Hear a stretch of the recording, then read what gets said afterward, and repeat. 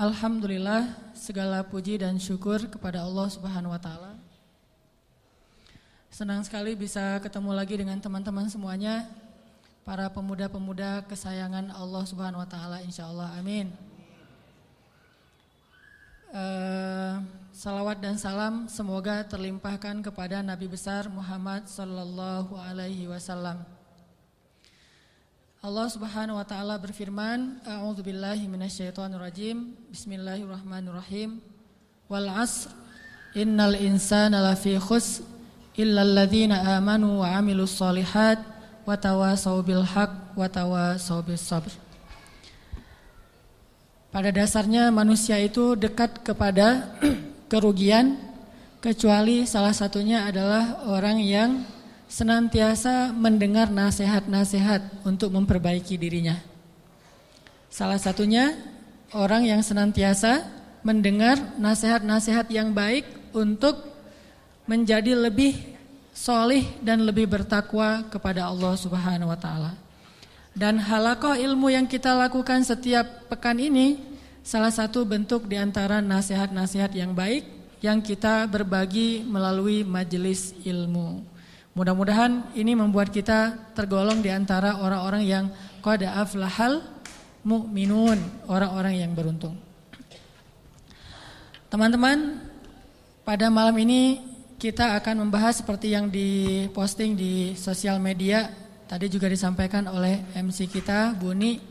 Kita membahas tema yang judulnya mungkin agak herei, agak kurang serius. Tapi insya Allah pembahasan kita pada malam ini insya Allah akan serius. Jadi saya tidak akan ketawa. Karena biasanya juga gak ketawa, teman-teman yang ketawa ya. Kita akan membahas tentang apa? Ayo bareng-bareng 1, 2, 3. Ini kayak acara kuis di TV ya. Kita membahas tentang, saya mau ngomongin judulnya agak-agak kurang chemistry ini sama saya mah. Kita membahas tentang kok gitu. Udah disampaikan tadi tentang intronya kayak gimana. Bahwa kok gitu ini membahas tentang realitas hubungan kita dengan Allah. Tentang realitas hubungan kita dengan Allah. Yang kayak gimana? Ya gitu. Kita sering memuji-muji Allah dengan lisan kita, tetapi pujian kita itu enggak selaras dengan hati kita. Kita sering berzikir menyebut keagungan Allah dengan kalimat subhanallah, alhamdulillah, Allahu akbar, masya Allah dan seterusnya. Kita memuji Allah dengan pujian-pujian yang indah, tetapi seringkali pujian itu tidak ada di dalam hati kita. Sehingga saya suka menyebut ini dengan istilah zikir yang agak-agak gombal. Kalau kita ngegombal kepada manusia, kadang dia percaya gitu. Seorang suami ngegombal kepada istri, tulus gak tulus dia gak ngerti. Yang penting dia bahagia dengan kata-kata yang indah gitu. Bapak kamu titik kan gitu kan. Selalu kan bapak kamu kan ya. Standar gombal, raja gombal di TV. Bapak kamu tukang parkir ya gitu. Kok tahu? Pasti gitu tuh. Ya soalnya dia sudah memarkirkan hatiku kepadamu gitu. Cewek mungkin gak percaya kali. Cuman dia senang aja dengan kata-kata kayak gitu kan. Atau mungkin ada juga yang percaya. Karena dia ngelihat kita kayaknya wajahnya wajah polos, gak ada wajah tampang-tampang pembohong, apalagi playboy gitu ya. Wajahnya polos banget, ada jenggotnya gitu ya, insya Allah jujur kan. Asarus sujud, wah masya Allah. Bisa jadi kita cuma ngegombal, tapi dia gak tahu. Karena manusia itu tidak tahu isi hati. Tapi kalau Allah Subhanahu wa ta'ala, A'udzu billahi minasy syaithanir rajim. Wa asirru qawlakum aw ijharu bih innahu alimun bidzatis sudur. Kan? Gimana kita mau gombal kepada Allah? Wa asirru qaulakum, kalian sembunyikan kata-kata kalian di dalam hati maksudnya. Awi jaharu bih, atau kalian tampakkan, kita ucapkan dengan lisan. Innahu alimun bidzatis sudur. Allah Maha tahu apa yang ada di dalam hati. Jadi nggak akan berhasil ngegombalin Allah tuh nggak akan berhasil. Kalau kita nggak jujur dengan lisan kita yang sesuai dengan hati kita, itu nggak akan terjadi keajaiban dalam hidup kita. Inilah realitas dari hubungan kita dengan Allah. Makanya Allah sering bilang ke kita seolah-olah, kok gitu? Barusan kamu bilang hasbi Allah, cukup bagi saya Allah. Tapi kok nggak cukup kalimat Allah itu menggetarkan hati? Padahal kalau orang bilang hasbi Allah, cukup bagi saya Allah, pas disebut nama Allah, udah selesai masalah dia gitu. Contoh, ada musibah. Terus temannya bilang, tenang, ntar Allah ganti dengan yang lebih baik. Kan disebutkan nama Allah, tenang, ntar Allah ganti dengan yang lebih baik. Oh ini ada doa nih, wakhluf li khairam minha, ya Allah beri saya ganti yang lebih baik. Apakah kata-kata ini cukup buat kita sehingga kita tenang? Sehingga kita tidak lagi terus-terusan dalam keputusasaan terhadap musibah-musibah yang kita hadapi? Kalau enggak, berarti kita gombal mengatakan hasbi Allah. Katanya hasbi Allah, kok enggak cukup sih Allah buat kita? Padahal Allah berfirman di dalam Al-Quran, innamal mu'minun, orang mukmin yang sebenarnya. Innamal mu'minuna alladzina idza dzukirallahu wajilat qulubuhum. Kalau disebut nama Allah hatinya gemetar. Maksudnya ngerespon gitu di dalam hati. Jadi mantap imannya, jadi mantap keyakinannya, jadi mantap tawakalnya kepada Allah Subhanahu wa taala. Benar enggak sih hasbi Allah? Coba. Kalau lagi bete, lagi ilfil, lagi nggak mood aja nih, lagi sedih, lagi galau berat. Yang buat bete, ilfil, galau berat kita itu reda apa? Jujur ya. Apakah sholat? Apakah jalan-jalan? Apakah makan-makan enak? Apakah main game? Apakah dengar musik? Apakah nonton film yang baru keluar?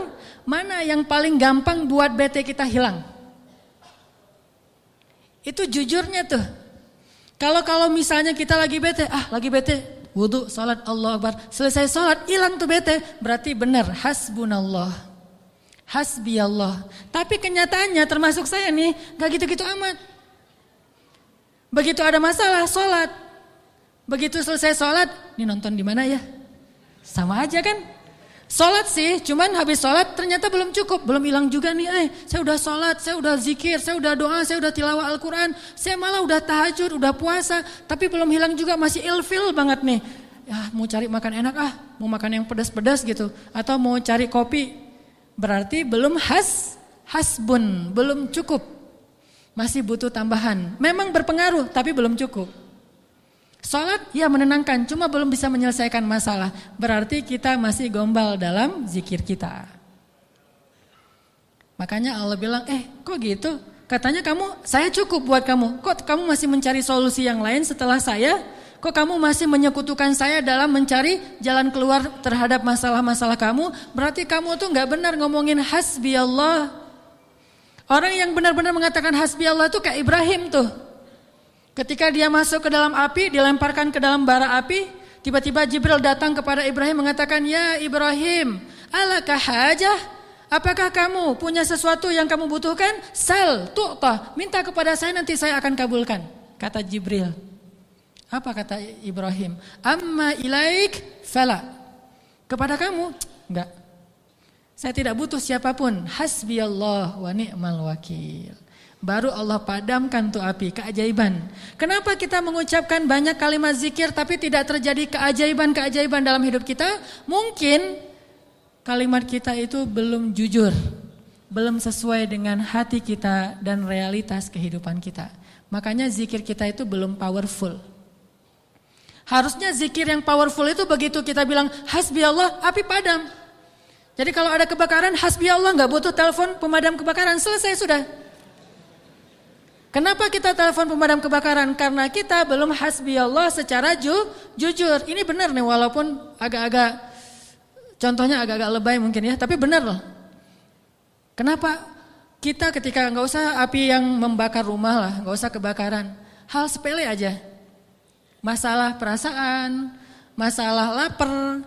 Bukankah Nabi mengatakan nanti makanan orang di akhir zaman adalah kalimat la ilaha illallah? Ini makanan orang di akhir zaman. Ketika muncul Dajjal, makanan kaum muslimin itu adalah la ilaha illallah. Begitu bilang la ilaha illallah, kenyang. Itulah orang yang selamat di masa Dajjal. Kira-kira kalau sekarang Dajjal keluar, kita selamat enggak? Cari tahunya gimana? Kalau teman-teman lapar, coba bilang la ilaha illallah. Lapar masih lapar atau udah kenyang? Pasti masih lapar ya. Karena kita enggak menganggap Allah segalanya, hasbi Allah. Tapi nanti di akhir zaman ketika Dajjal muncul, Nabi mengatakan makanan mereka pada saat itu adalah zikir subhanallah, alhamdulillah, Allahu akbar, la ilaha illallah. Itulah makanan mereka. Begitu mereka bilang subhanallah, la haula wala quwata illa billah, langsung kenyang. Anaknya bilang pa lapar, bilang la haula wala quwata illa billah. La haula wala quwata illa billah, gimana? Udah kenyang. Ya tuh. Itu benar-benar umat akhir zaman banget tuh. Kalau kita kayaknya bukan umat akhir zaman. Umat zaman edan. Kita ucapin la ilaha illallah masih lapar, sholat masih galau, udah zikir sekian ribu masih sedih, masih sakit hati. Kenapa? Karena kalimat kita itu belum jujur. Kok gitu kalimat kamu, kata Allah kepada kita. Karena Allah tahu isi hati kita. Wa asirru qawlakum awijharu bi innahu alimun bidzatis sudur. Seandainya kita jujur, Allah akan tunjukkan keajaiban yang luar biasa loh dalam hidup kita. Wa aufu bi'ahdi ufi bi'ahdikum wa iyaya farhabun.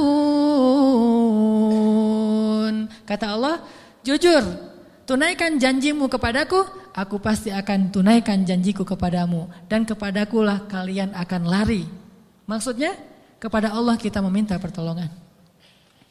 Jadi kalau kita jujur sama Allah, Allah akan jujur sama kita. Kalau kita benar-benar mengatakan itu dengan yakin, Allah tidak akan mengecewakan kita sama sekali. Keajaiban itu akan terjadi dalam hidup kita. Sangat mudah urusan kita. Saya sendiri sering membuktikan ini dan sering benar. Kalau ada yang keliru itu karena saya masih belum baik imannya. Misalnya contoh sederhana mau ceramah. Ceramah yang menurut saya paling beban adalah di sini. Di depan teman-teman semuanya. Kenapa? Karena saya selalu berharap ceramah sederhana saya itu benar-benar bisa menjadi suatu kebaikan yang bisa dibawa pulang oleh teman-teman sekalian. Pengen banget tidak mengecewakan. Jadi saya bukan perform untuk menghibur, tapi perform untuk memberi sesuatu yang kita cari bersama kan. Kita cari ilmu, kita cari iman, kita pengen datang ke majelis taklim itu pengen tajdidul iman, memperbaharui iman. Maksudnya pulang dari sini tambah yakin pengennya kan gitu ya. Pulang dari sini tambah semangat beramal soleh. Pulang dari sini semakin yakin untuk bergantung kepada Allah. Itu membuat saya terbeban. Ya Allah, jangan sampai penampilan saya buat mereka kecewa. Bukan karena pengen dielu-elukan ustadznya keren atau apa, enggak. Biar mereka tidak sia-sia waktunya datang ke sini. Terus gimana caranya? Saya akan berzikir. Salah satu zikir yang selalu saya baca, Rabbi syrah li sadri wa yassir li amri wahlul 'uqdatam min lisani.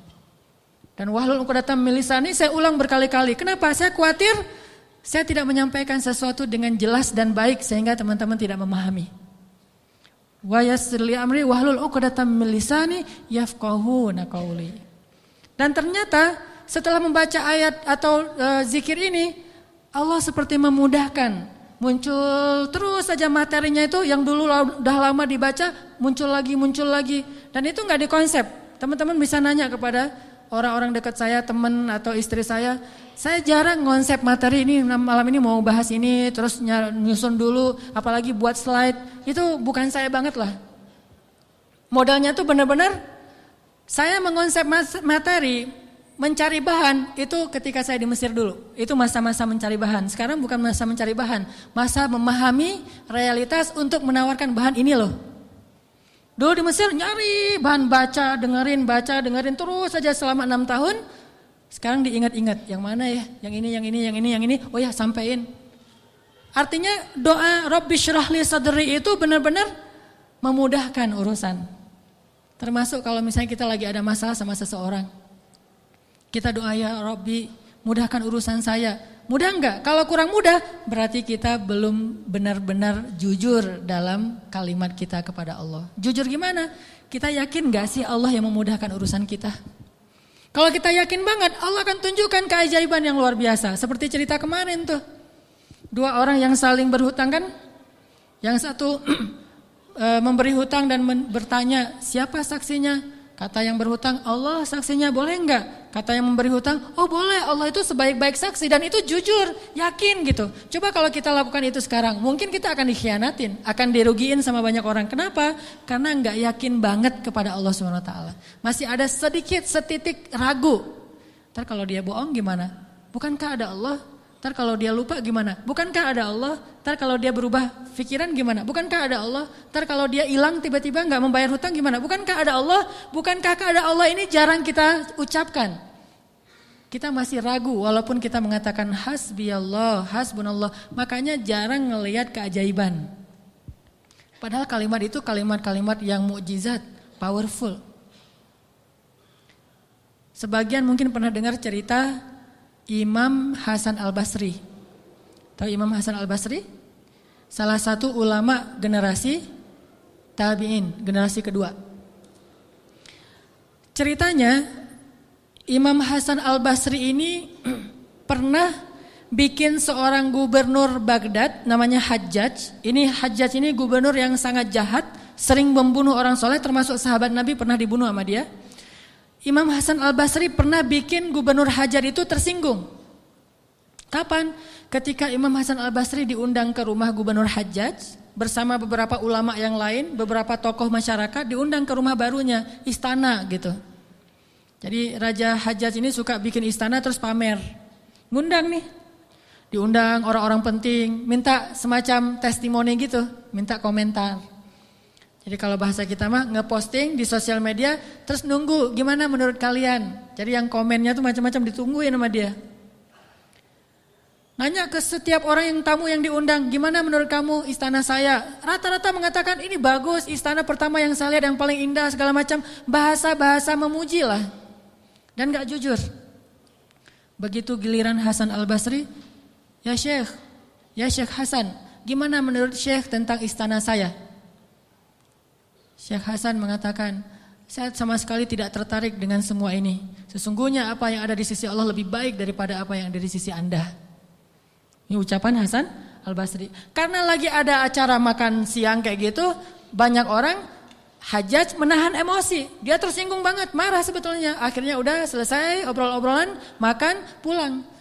Saat pulang, Raja Hajjaj mengutus 2 orang prajurit untuk menangkap Hasan Al-Basri di tengah jalan. Suruh bawa balik lagi ke istana. Mau dia apa? Mau dipancung. Karena dia suka mancung orang soleh.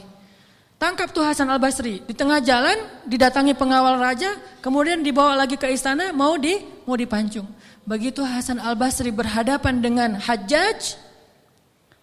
Hasan Al-Basri kemudian berdoa di dalam hatinya.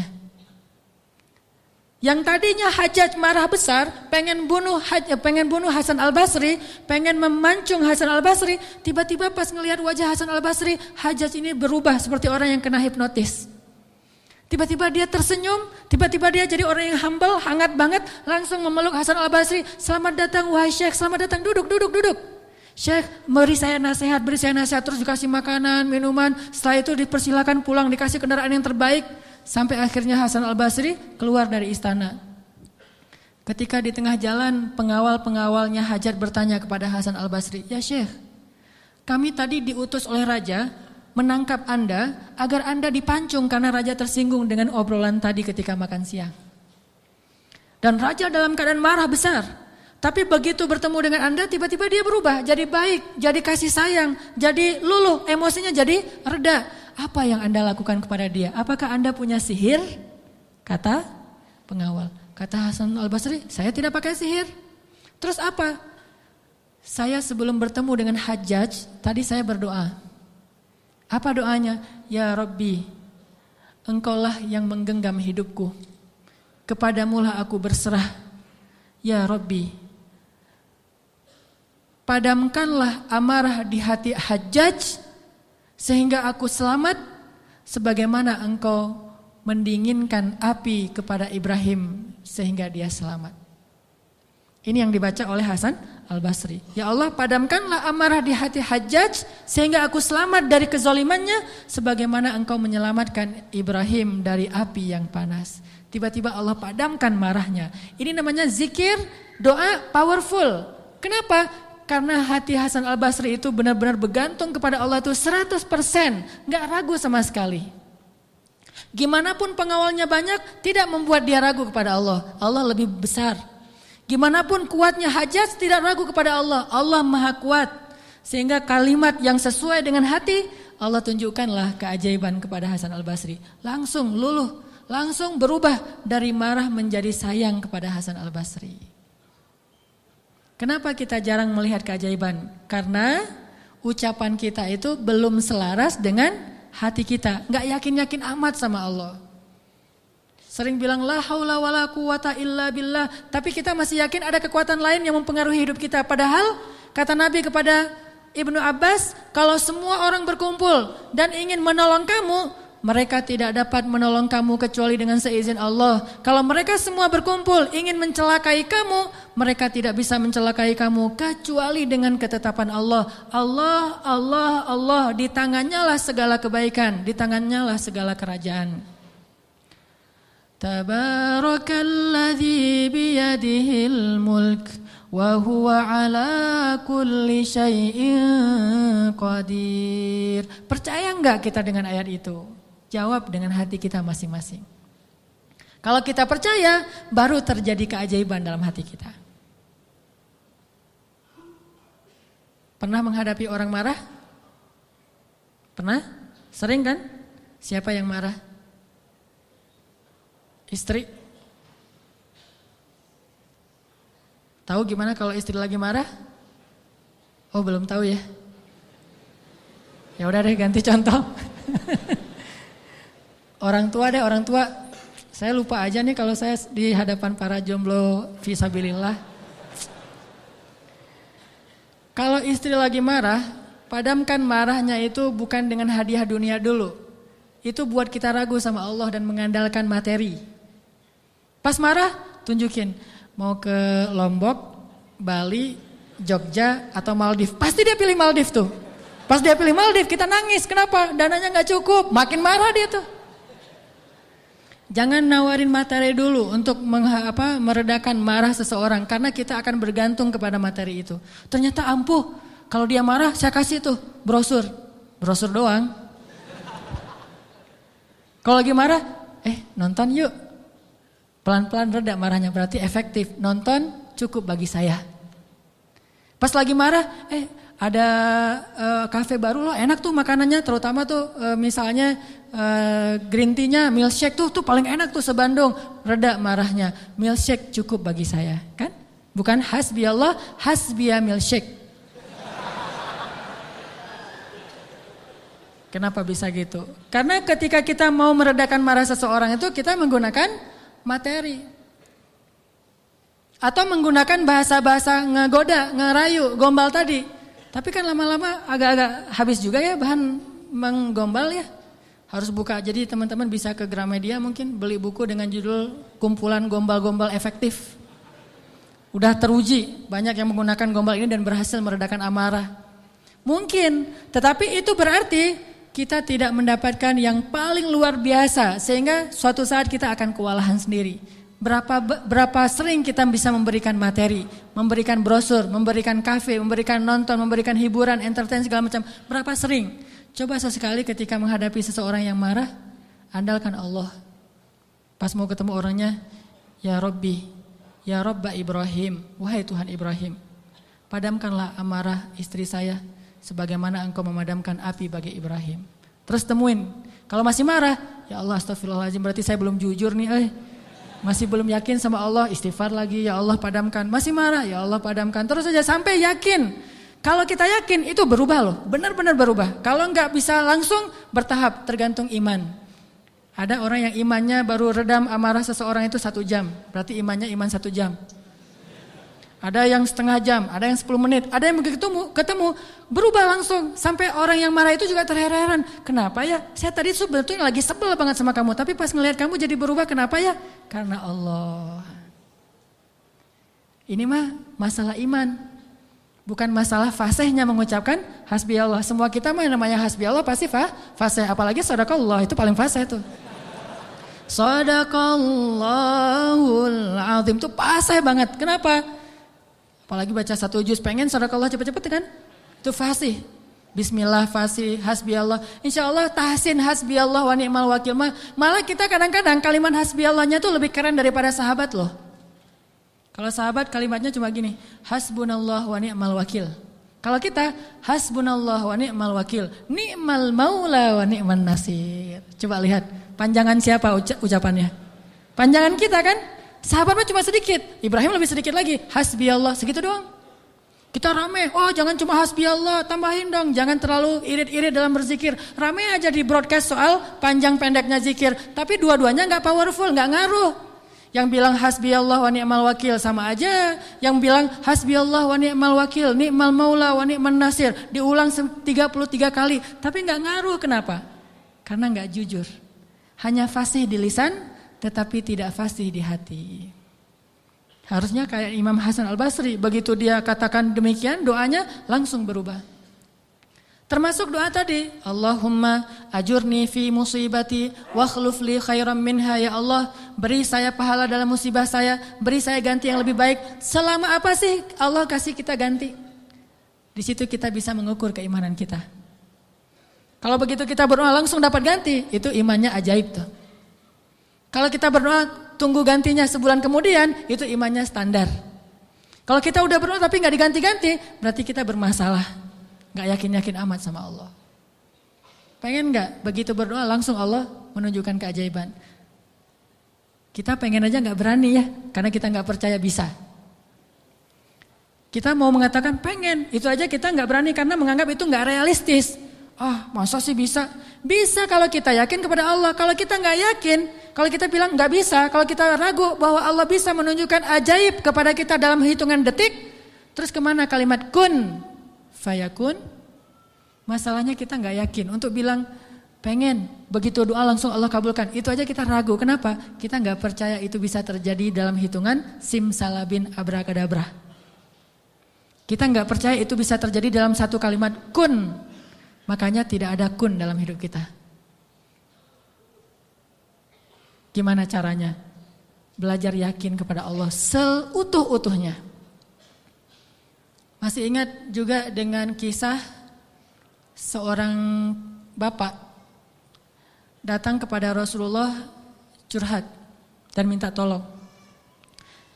Dia bilang, ya Rasulullah, putra saya ditawan oleh musuh dan mereka meminta tebusan 100 dinar. Kalau saya gak ngasih uang 100 dinar, putra saya akan dipenggal, akan dibunuh ya Rasulullah.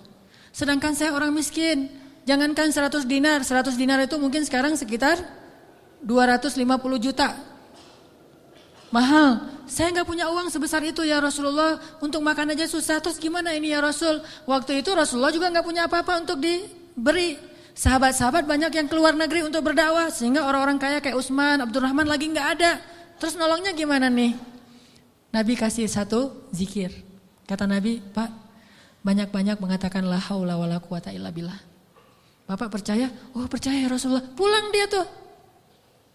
Coba kalau kita digituin, ya insya Allah ya Rasul. Tapi duitnya gimana Rasul? Tetap aja kan? Udah minta zikir, minta duit. Yang konkret dong Rasul kalau kasih zikir, kalau kasih solusi. Zikir itu solusi paling konkret.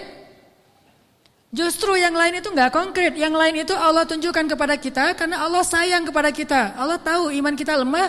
Kalau seandainya Allah mau memberikan kepada kita keajaiban menurut iman, mungkin kita nggak dapat apa-apa dalam hidup. Akhirnya Allah berilah kita pertolongan, jalan keluar. Cuman butuh waktu karena iman kita juga butuh waktu. Kita taubat aja butuh waktu, ya. Untuk hijrah aja butuh waktu. Untuk taubat butuh waktu. Mau sholat aja minta tambahan waktu. Udah azan jangan sekarang deh, ntar lagi. Gimana kita mau dapat pertolongan Allah yang sekarang? Fair gak sih kalau Allah mengatakan, oh bentar lagi ya hambaku, orang kamu juga barusan sholatnya juga bentar lagi. Allah kasih tuh. Begitu Nabi bilang, ucapkan banyak-banyak membaca la haula wala quwata illa billah. Dia yakin langsung mengatakan, oh ya insya Allah. Yakin gitu, akan terjadi keajaiban. Bukan, ya ada Utsman gak Rasul? Enggak. Abdurrahman bin Auf rumahnya di mana ya? Enggak nanya-nanya orang kaya, udah aja yakin. Pulang dia tuh, la haula wala quwata illa billah, la haula wala quwata illa billah, la haula. Artinya apa? Tidak ada daya dan upaya dari makhluk. Allah lah yang maha kuasa. Pulang ke rumah, istrinya nungguin. "Pak, gimana?" Udah ketemu Rasulullah. Dapat solusinya, dapat uang pinjaman dari siapa? Enggak. Terus gimana? Nabi ngasih kita solusi yang lebih baik daripada itu. Apa? Ucapkanlah la haula wala quwata illa billah. Istrinya enggak protes, langsung bilang, oh ya, langsung la haula wala quwata illa billah. Berdua tuh la haula wala quwata illa billah. Enggak ada, ya kirain duit 100 dinar. Enggak sama sekali, yakin. Begitu malam, sepanjang siang mereka la haula wala quwata illa billah, malam hari tiba-tiba putranya pulang. Enggak sendiri, bawa ternak, bawa kambing banyak tuh, domba dibawa. Ada ratusan ekor domba dia bawa pulang. Di luar, wah rame apa nih apa? Ada domba, siapa? Oh putra kita, Masya Allah. Pelukan, kangen gitu ya. Kamu gimana bisa selamat? Kata putranya, wahai ayah, ada keajaiban. Tadi, tiba-tiba ketika saya sedang diikat dan besok mau dipenggal, pengawal-pengawal saya itu tiba-tiba pada ngantuk, tertidur. Dan tiba-tiba ikatan saya menjadi longgar sehingga saya bisa melepaskan diri. Dan bahkan ketika saya mau pergi, saya kepikiran kenapa saya gak bawa domba-domba aja sebagai ghanimah. Domba 100 ekor kira-kira berisik gak sih? 100 ekor domba berisik gak? Berisik kan? Berisik banget kan? Tapi seberisik itu orang yang ngawal dia tuh gak bangun loh. Allah udah tutup telinga dan penglihatan mereka. Mereka nggak bangun sama sekali, dibawa. Dan untuk ngumpulin domba 100 ekor, kira-kira butuh berapa jam?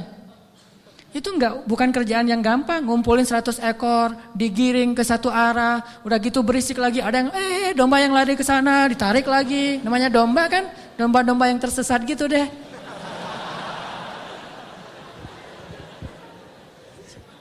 Gimana coba? Tapi pengawalnya nggak bangun sama sekali sampai ke rumah. Pengawalnya mungkin belum bangun, atau mungkin nggak akan bangun lagi kali. La haula wala quwata illa billah. Baru ayahnya sadar, Masya Allah, la haula wala quwata illa billah. Dan ini orang yang mengatakan ini nggak disebutkan namanya dalam riwayat. Kenapa? Saking nggak terkenalnya. Berarti orang biasa banget. Tapi orang biasa dengan keyakinan yang luar biasa, Allah akan tunjukkan keajaiban yang luar biasa. Jadi jangan bilang, itu mah Umar, itu mah Utsman, itu mah Abu Bakar. Ini nggak ada namanya malah. Cuma disebut ja'a rajulun, ada seorang laki-laki datang kepada Rasul, gitu doang. Tapi Allah tunjukkan keajaiban yang luar biasa. Kenapa? Imannya. La haula wala quwata illa billah. Sehingga anaknya datang membawa domba, jadi kaya raya. Sama juga dengan cerita Fatimah bintu Rasulillah. Pasti tahu ceritanya.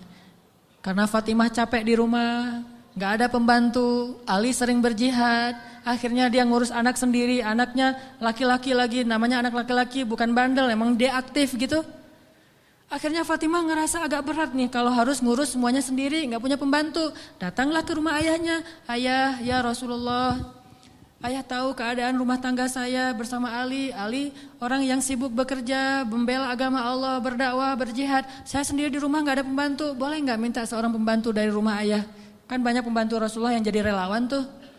Kata Rasulullah, ya Fatimah, mereka itu bukan pembantuku tetapi pembantu kaum muslimin. Jadi gak mau dikasih kepada urusan keluarga. Maka pulanglah Fatimah. Oh ya ayah gak apa-apa, pulang nih bersama Ali, gak dapat apa-apa. Nabi kan gak enak hati, karena Nabi sayang banget dengan putrinya ini, putri kesayangan Nabi banget, di antara putri-putrinya, Fatimah Az-Zahra, Akhirnya Nabi menyusul Fatimah ke rumahnya. Assalamualaikum, waalaikumsalam, dibukain pintu. Ya Fatimah, ya Ali, la tahzana, janganlah kalian bersedih. Mau aku kasih yang lebih baik daripada pembantu? Oh apa ayah? Kirain robot-robotan atau apa gitu ya. Pembantu yang dalam bentuk robot kan tinggal beli baterai aja tiap bulan. Atau dicas gitu. Apa ya ayah yang lebih baik daripada pembantu? Kita tahu.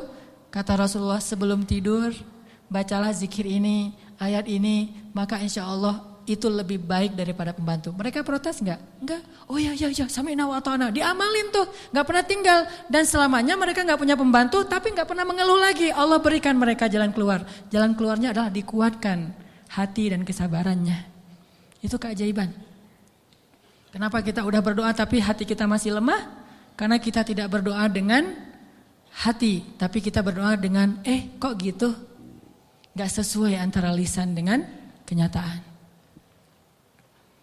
Ada lagi nih kisah yang mungkin sebagian teman-teman pernah mendengar bagaimana Rasulullah SAW pada malam perang Badar melakukan apa Nabi malam perang Badar teh? Istighosah. Pernah dengar istilah istighosah? Mungkin sebagian orang menganggap istighosah ini bid'ah. Istighosah itu salah satu di antara hal yang paling luar biasa yang dilakukan Nabi dan disebutkan di dalam surat Al-Anfal, "Idz tastaghitsuna rabbakum." Ketika kalian beristighosah kepada Tuhan kalian. Apa itu istighosah? Berdoa dengan penuh keyakinan. Malam sebelum terjadi perang Badar, semua para sahabat itu tidur. Dan luar biasanya tidurnya juga sampai mimpi lah gitu.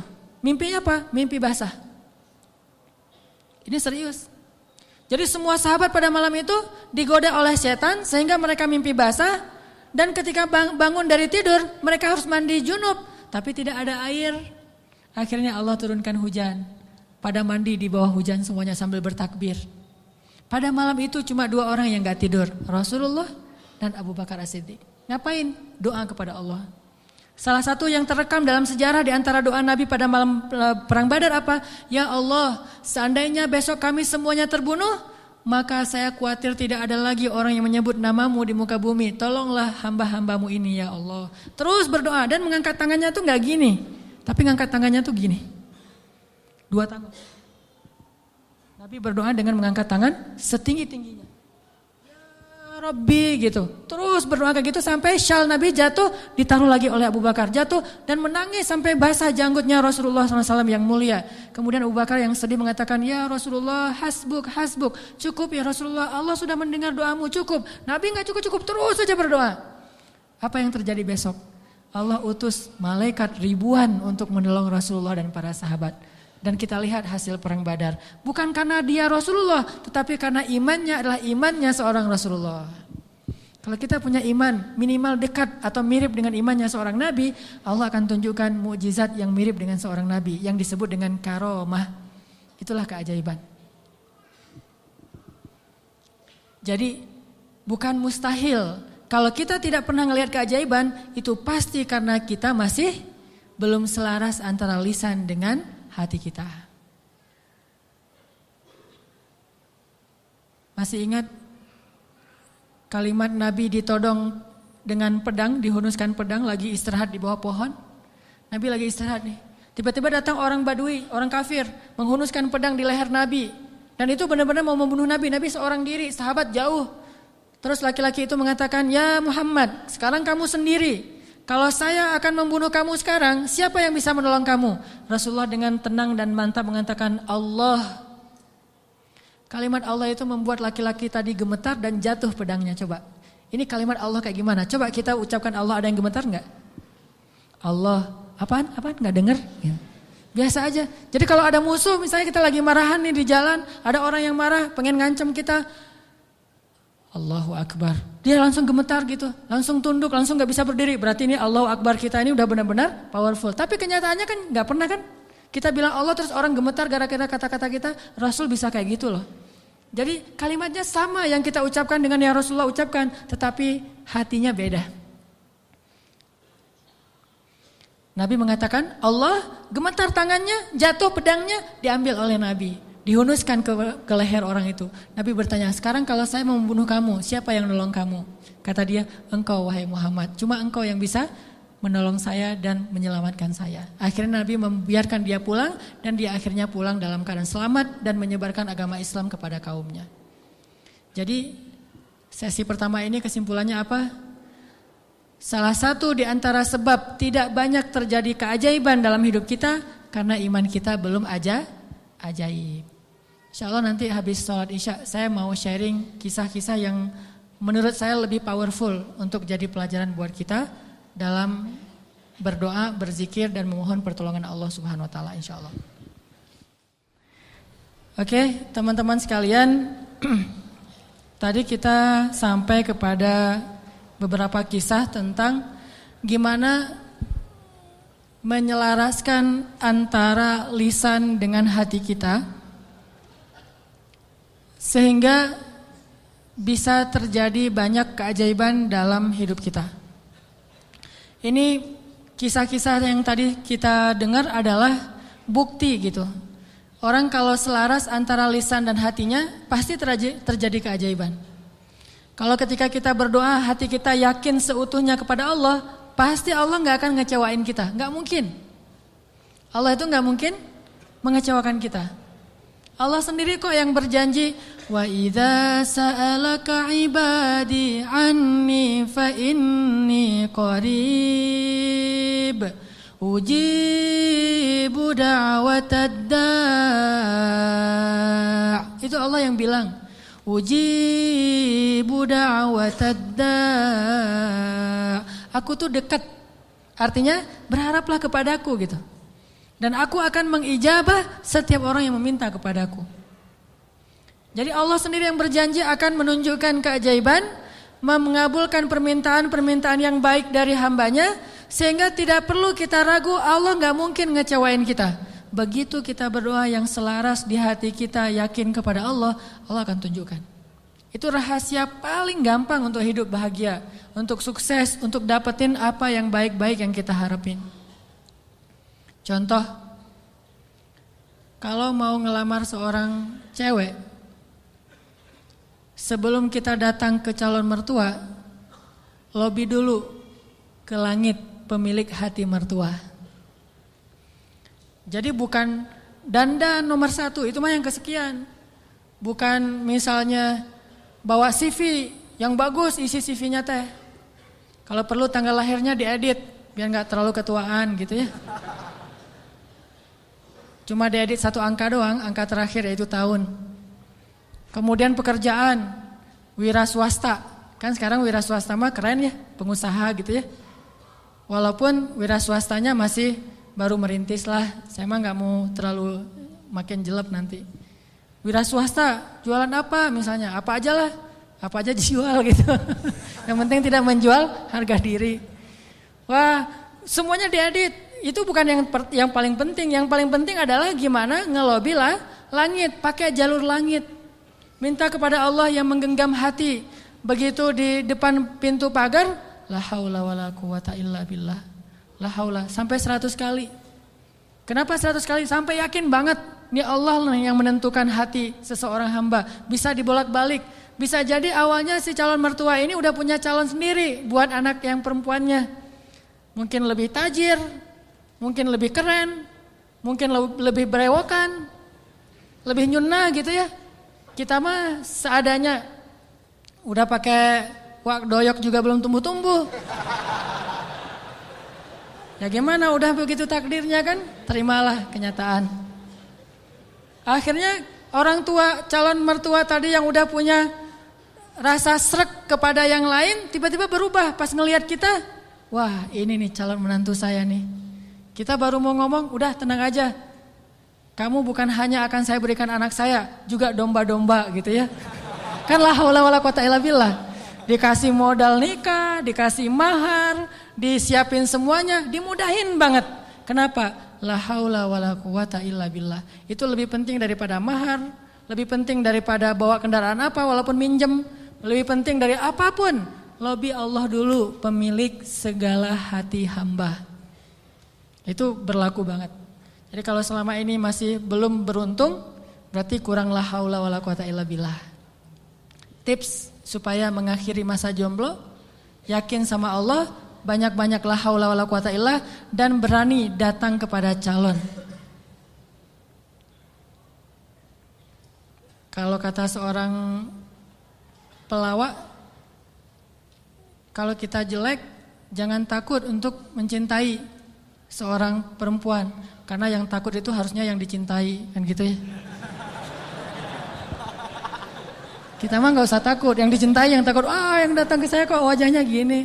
Tapi itu mah cek cak lontong, jarine cak lontong. Oke. Sama juga kalau misalnya seorang istri pengen membujuk suaminya. Membujuk ngapain nih? Membujuk tambahan saldo. Ini udah akhir bulan nih, tanggal 31, pakai la haula wala quwata illa billah. Itu ngaruh banget. Sambil senyum, sambil la haula wala quwata illa billah. Oh, ngerti mah, besok ditransfer gitu ya. Enggak usah bilang, "Pak, uang bulanan," enggak usah. Bilang aja la haula wala quwata illa billah. Lobby Allah sehingga dia jadi sayang sama kita, dikasih lebih. Jalan ke mall, lobby Allah supaya dia sayang sama kita, dikasih lebih. Jadi dibeliin apa. Ini semuanya karena kita yakin sama Allah yang Maha Kaya. Saya pernah dulu di tablik. Awal-awal saya dulu hijrah dari hidup gak jelas menjadi agak jelas. Saya waktu SMA juga masih belum jelas. Suka sama cewek tapi gak pernah disukai. Mungkin saya mirip dengan kata-kata Cok Lantong tadi kali ya. Suka, alhamdulillah gara-gara saya gak diterima, akhirnya saya gak pernah pacaran. Itu bukan karena saya gak mau pacaran, karena nasib aja. Jadi akhirnya gak bisa pacaran.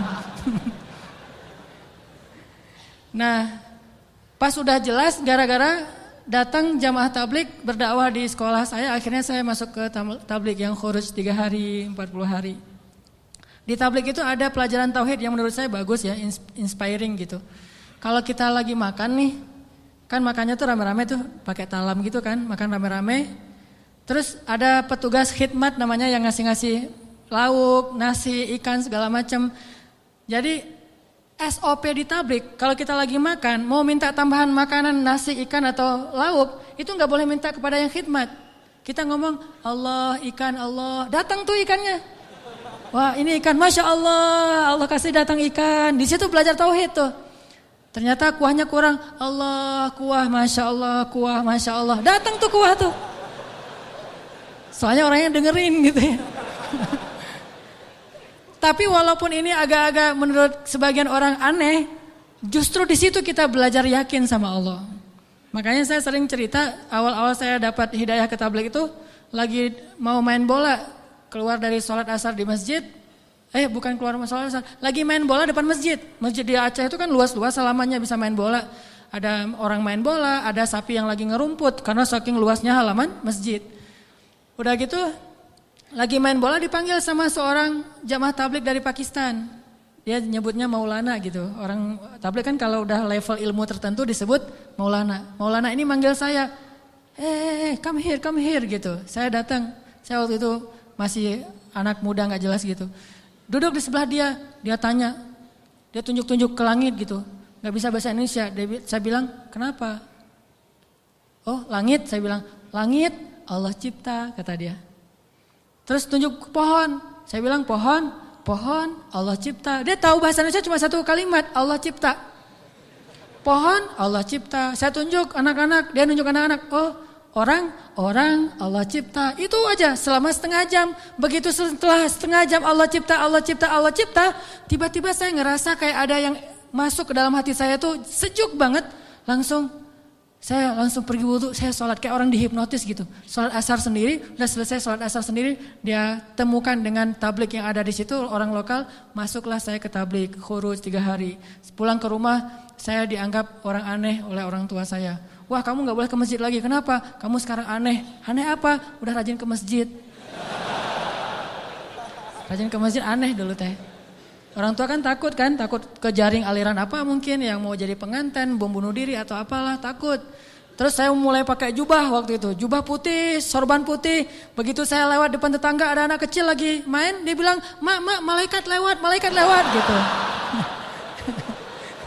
Waduh, saya malaikat gitu. Luar biasa. Ini artinya belajar yakin.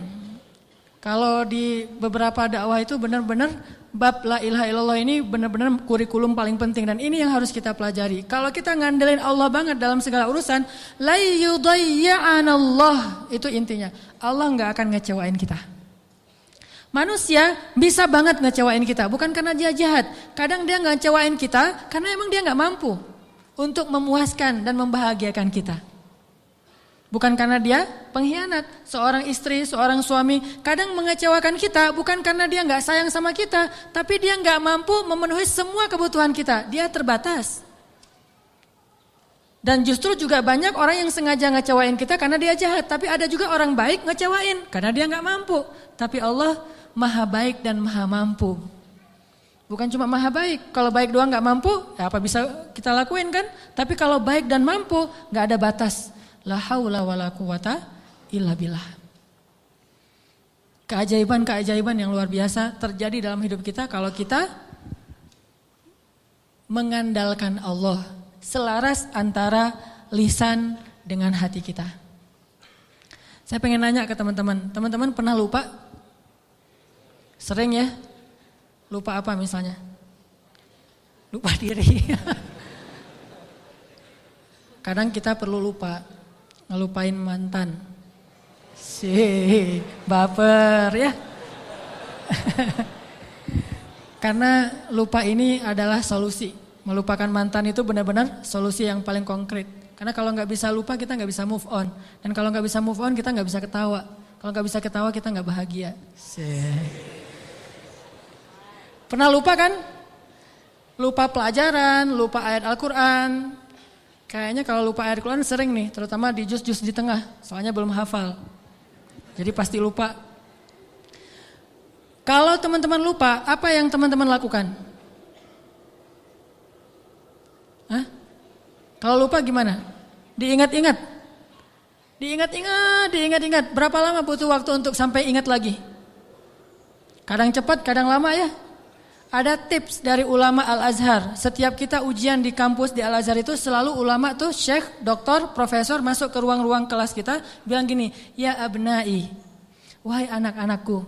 Ini indahnya ujian di Mesir itu gitu. Bukan cuma ujian tulis, tapi dapat nasihat lagi mau ujian. Nasihatnya jangan nyontek ya, bukan.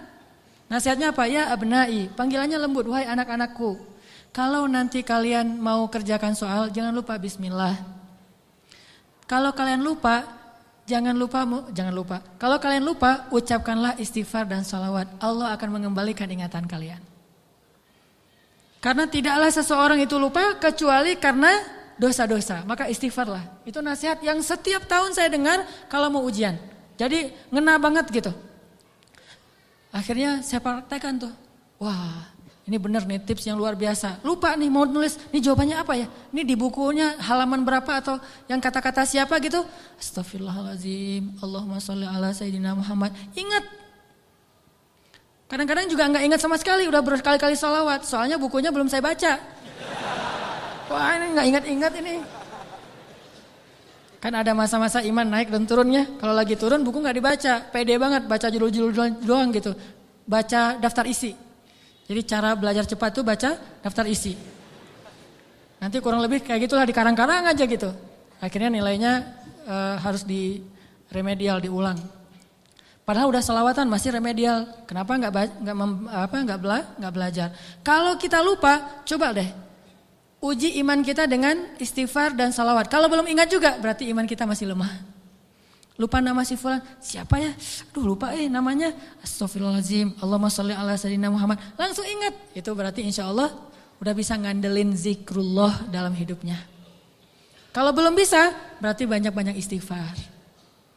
Andalkanlah Allah, la yudayyi'akallah, maka Allah tidak akan mengecewakan kita.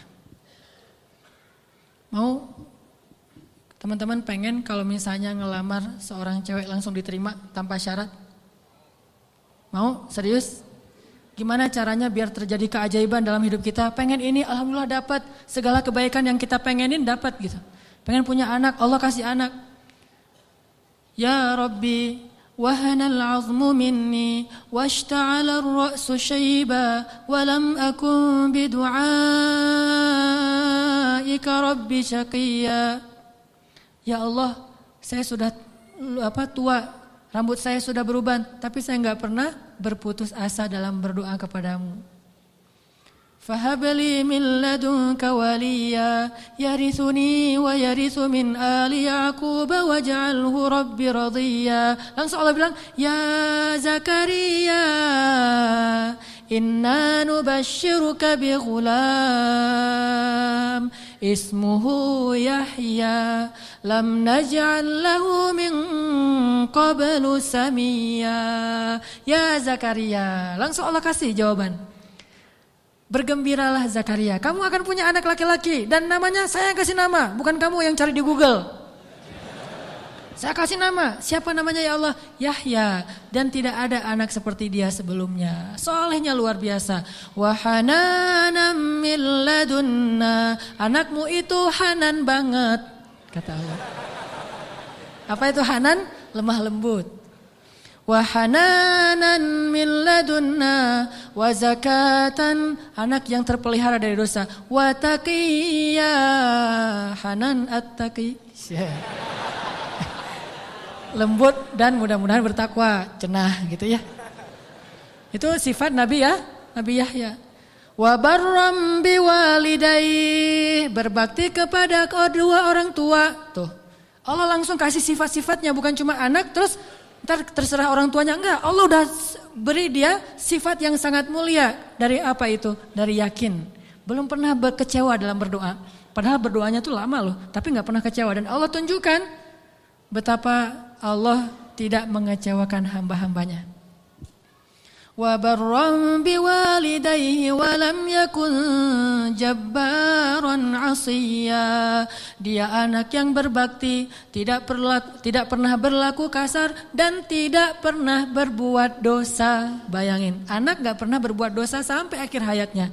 Yahya alaihissalam.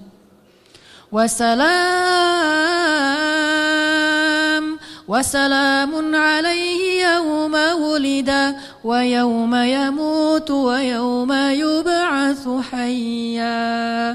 Dia selamat ketika dia lahir dan ketika dia wafat dan ketika dia dibangkitkan. Dijamin masuk surga anaknya. Belum lahir udah dibilangin kayak gitu. Hasil dari mengandalkan Allah, yakin sama Allah. Dikasih, tenang aja.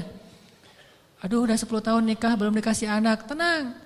Nabi Zakaria kayak gitu, Nabi Ibrahim juga kayak gitu. Ada perempuan yang dulu pernah saya kisahin di zaman Nabi Musa, ya Rahim, ya Rahim. Tapi dengan yakin ngomong kayak gitu. Coba kita bilang ya Rahim tapi gak yakin, gak dapet tuh. Takdirnya gak akan punya anak, tapi karena dia ya Rahim terus, tiba-tiba Allah mengubah takdir. Sesungguhnya rahmatku lebih luas daripada takdir. Andalkan Allah. Gimana caranya biar kita dapat keajaiban? Buat Allah percaya sama kita. Itu tips yang paling penting. Buat Allah percaya sama kita. Kalau Allah udah percaya, udah selesai. Kalau Allah udah radhiyallahu an, Allah udah ridha, Allah udah percaya, Allah udah mengatakan kita siddiqun. Apa itu siddiq? Orang yang benar. Berarti Allah akan tunjukkan banyak sekali kebaikan dan keajaiban dalam hidup kita. Buat Allah percaya sama kita. Sehingga Allah menyebut kita orang yang benar. Ulaika humus shadiqun. Dia itu orang yang benar. Wadhkur fil kitabi Ibrahim innahu kana siddiqan nabiyya. Ibrahim itu hambaku yang siddiq.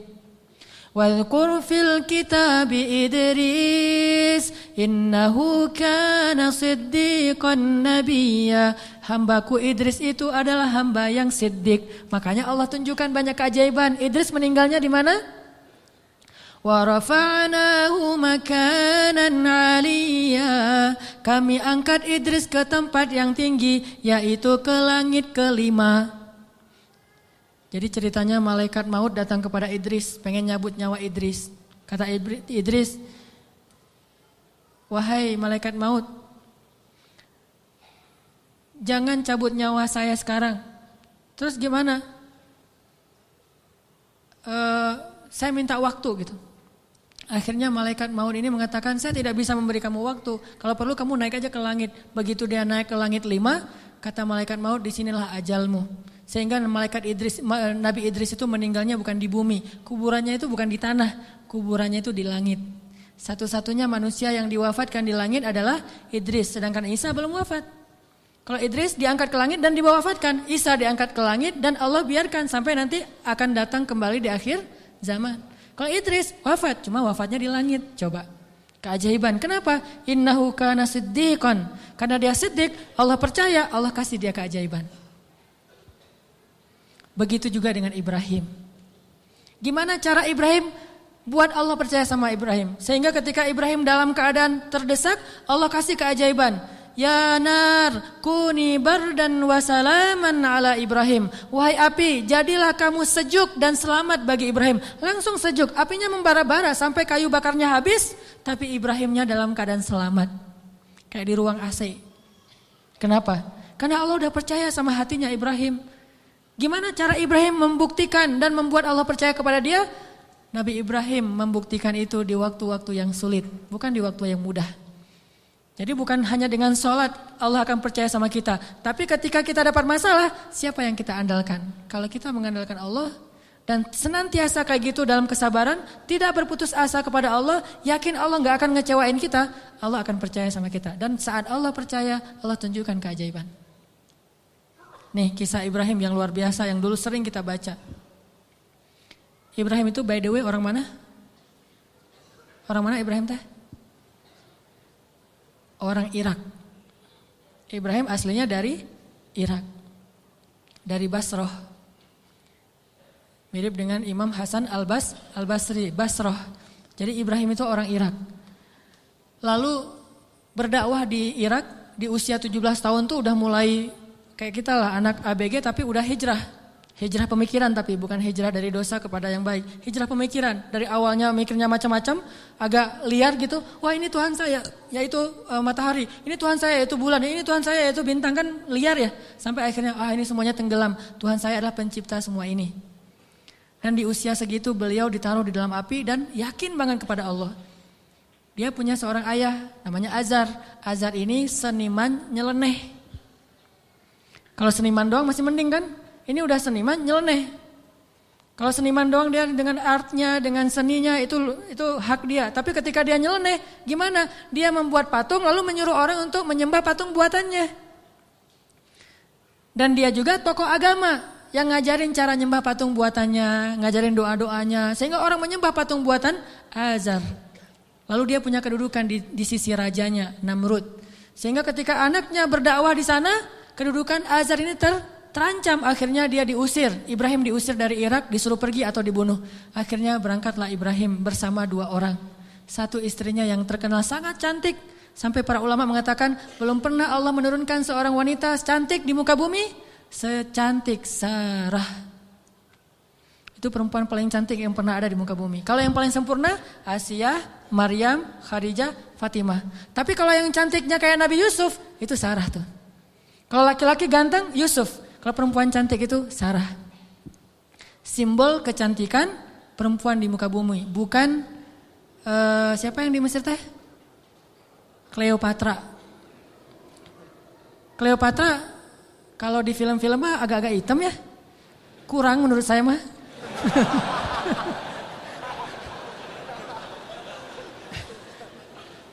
Kalau Sarah itu benar-benar cantik tuh, simbol kecantikan wanita di muka bumi. Nanti kalau punya anak jangan lupa kasih nama Sarah. Sarah. Nah, ditemani oleh Sarah, istri tercantik. Dan seorang murid yang kelak juga jadi nabi, namanya Lut alaihissalam. Lut masih muda, masih ABG, baru belajar kepada Ibrahim. Jalan nih bertiga dari Irak menuju ke Palestina. Di tengah jalan lewat Mesir, Raja Mesir jatuh cinta kepada Sarah, namanya juga cewek cantik. Untung gak ada adegan ngiris tangan kayak Yusuf ya. Ngelihat Sarah, wah gitu. Enggak. Karena dia bukan nabi, tapi cantik banget. Sampai raja aja yang di Mesir banyak cewek cantik, tapi masih jatuh cinta kepada Sarah. Saking cantiknya Sarah. Begitu tahu Sarah adalah istrinya Ibrahim, akhirnya raja jadi segan, gak berani. Soalnya Ibrahim terkenal dengan kebijaksanaannya, kearifannya, ilmu yang luas. Sehingga lama-lama malah rajanya merasa takjub kepada Ibrahim. Karena tahu ilmu Ibrahim yang sangat banyak, ini menurut sebagian riwayat. Ini riwayat yang terakhir saya baca, ternyata yang paling kuat. Akhirnya raja ini menitipkan salah satu putrinya kepada Ibrahim yang kita kenal dengan nama Hajar. Ternyata Hajar itu menurut sebagian ulama, ini penelitian terakhir, bukan budak Mesir. Hajar itu putri raja. Raja ini punya puluhan anak dari banyak istri karena mereka tidak ada syariat, tidak ada 1, 2, 3, masna wa thulatha wa ruba. Adanya asyarah, isyrun, salasun, 10, 20, 30. Istrinya banyak gitu. Sehingga anaknya ratusan. Salah satu di antara anaknya yang perempuan, putrinya namanya Hajar. Dan Hajar ini putri kesayangan Raja Mesir. Dititipin kepada Ibrahim untuk jadi apa? Nyantri di rumah Ibrahim, belajar kebijaksanaan dari Ibrahim. Dititipin nih. Hajar juga cantik, tapi tetap Sarah paling cantik. Berangkat ke Palestina, bertiga sekarang, berempat. Ibrahim, Hajar, Sarah, Hajar dan Lut. Sampai di Palestina sekian tahun, Ibrahim gak dikaruniai anak dari Sarah. Akhirnya Sarah karena merasa tidak tega kepada suaminya dan suaminya sangat menginginkan anak laki-laki untuk meneruskan dakwahnya, Sarah nawarin kepada Ibrahim, Kang Ibra, wes. Kang Ibrahimovic kalau orang ini ya, kalau bola teh. Kang Ibra, apa neng? Ini Akang serius mau punya anak? Ya serius satu neng. Siapa juga yang gak mau punya anak? Ini mah kalau disundakan. Gimana kalau Akang nikah lagi? Tuh neng jangan canda tuh neng gitu. Malu-malu gitu ya. Ini senang dicerita yang gini-gini nih. Padahal saya bukan mau ngomongin ini ya tentang la haula wala quwata illa billah, cuman agak-agak banyak gimmicknya.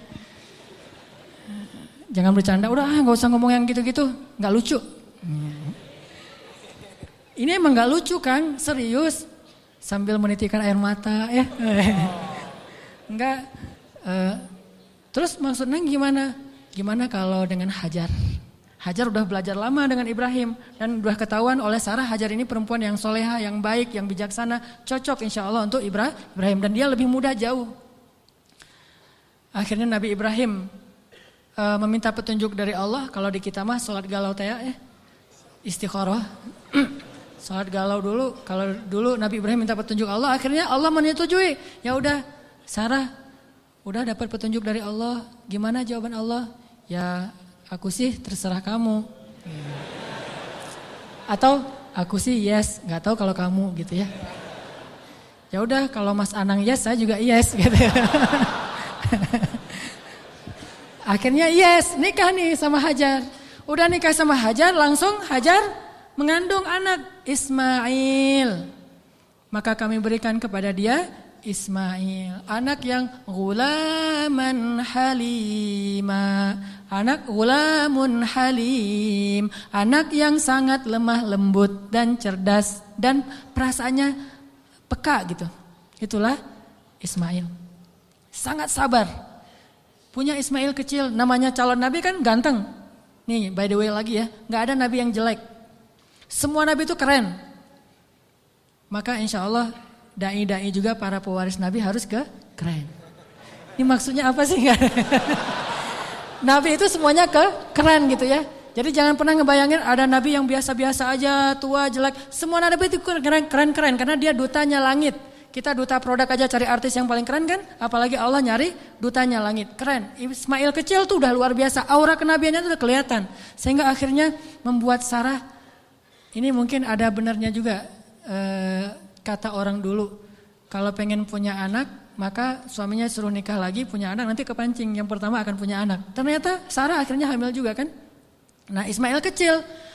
Ibrahim senang banget punya anak laki-laki, digendong-gendong kayak Nabi Muhammad aja, naik ke atas punggungnya, dibawa kemana-mana, dibangga-banggakan kepada orang. Ini anak saya laki-laki, Ismail anaknya Hajar segala macam. Dan banyak tetangga memuji-muji Hajar. Nah ini nih, masalahnya bukan di suami istri tapi di tetangga. yang bikin istrinya cemburu. Sarah mah pasti awalnya niatnya baik, gak akan cemburu. Tapi gara-gara tetangga, Hajar hebat ya, udah punya anak ganteng, mirip banget dengan Hajar gitu-gitu. Akhirnya Sarah kan jadi panas juga lama-lama tuh. Nah wajar, akhirnya Sarah mengusulkan, janganlah tinggal dengan serumah dengan saya udah gak tahan. Hening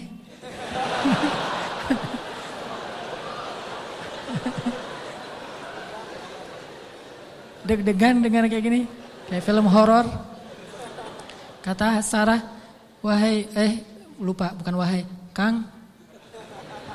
Kang Ibra, Neng teh udah gak tahan serumah sama Hajar.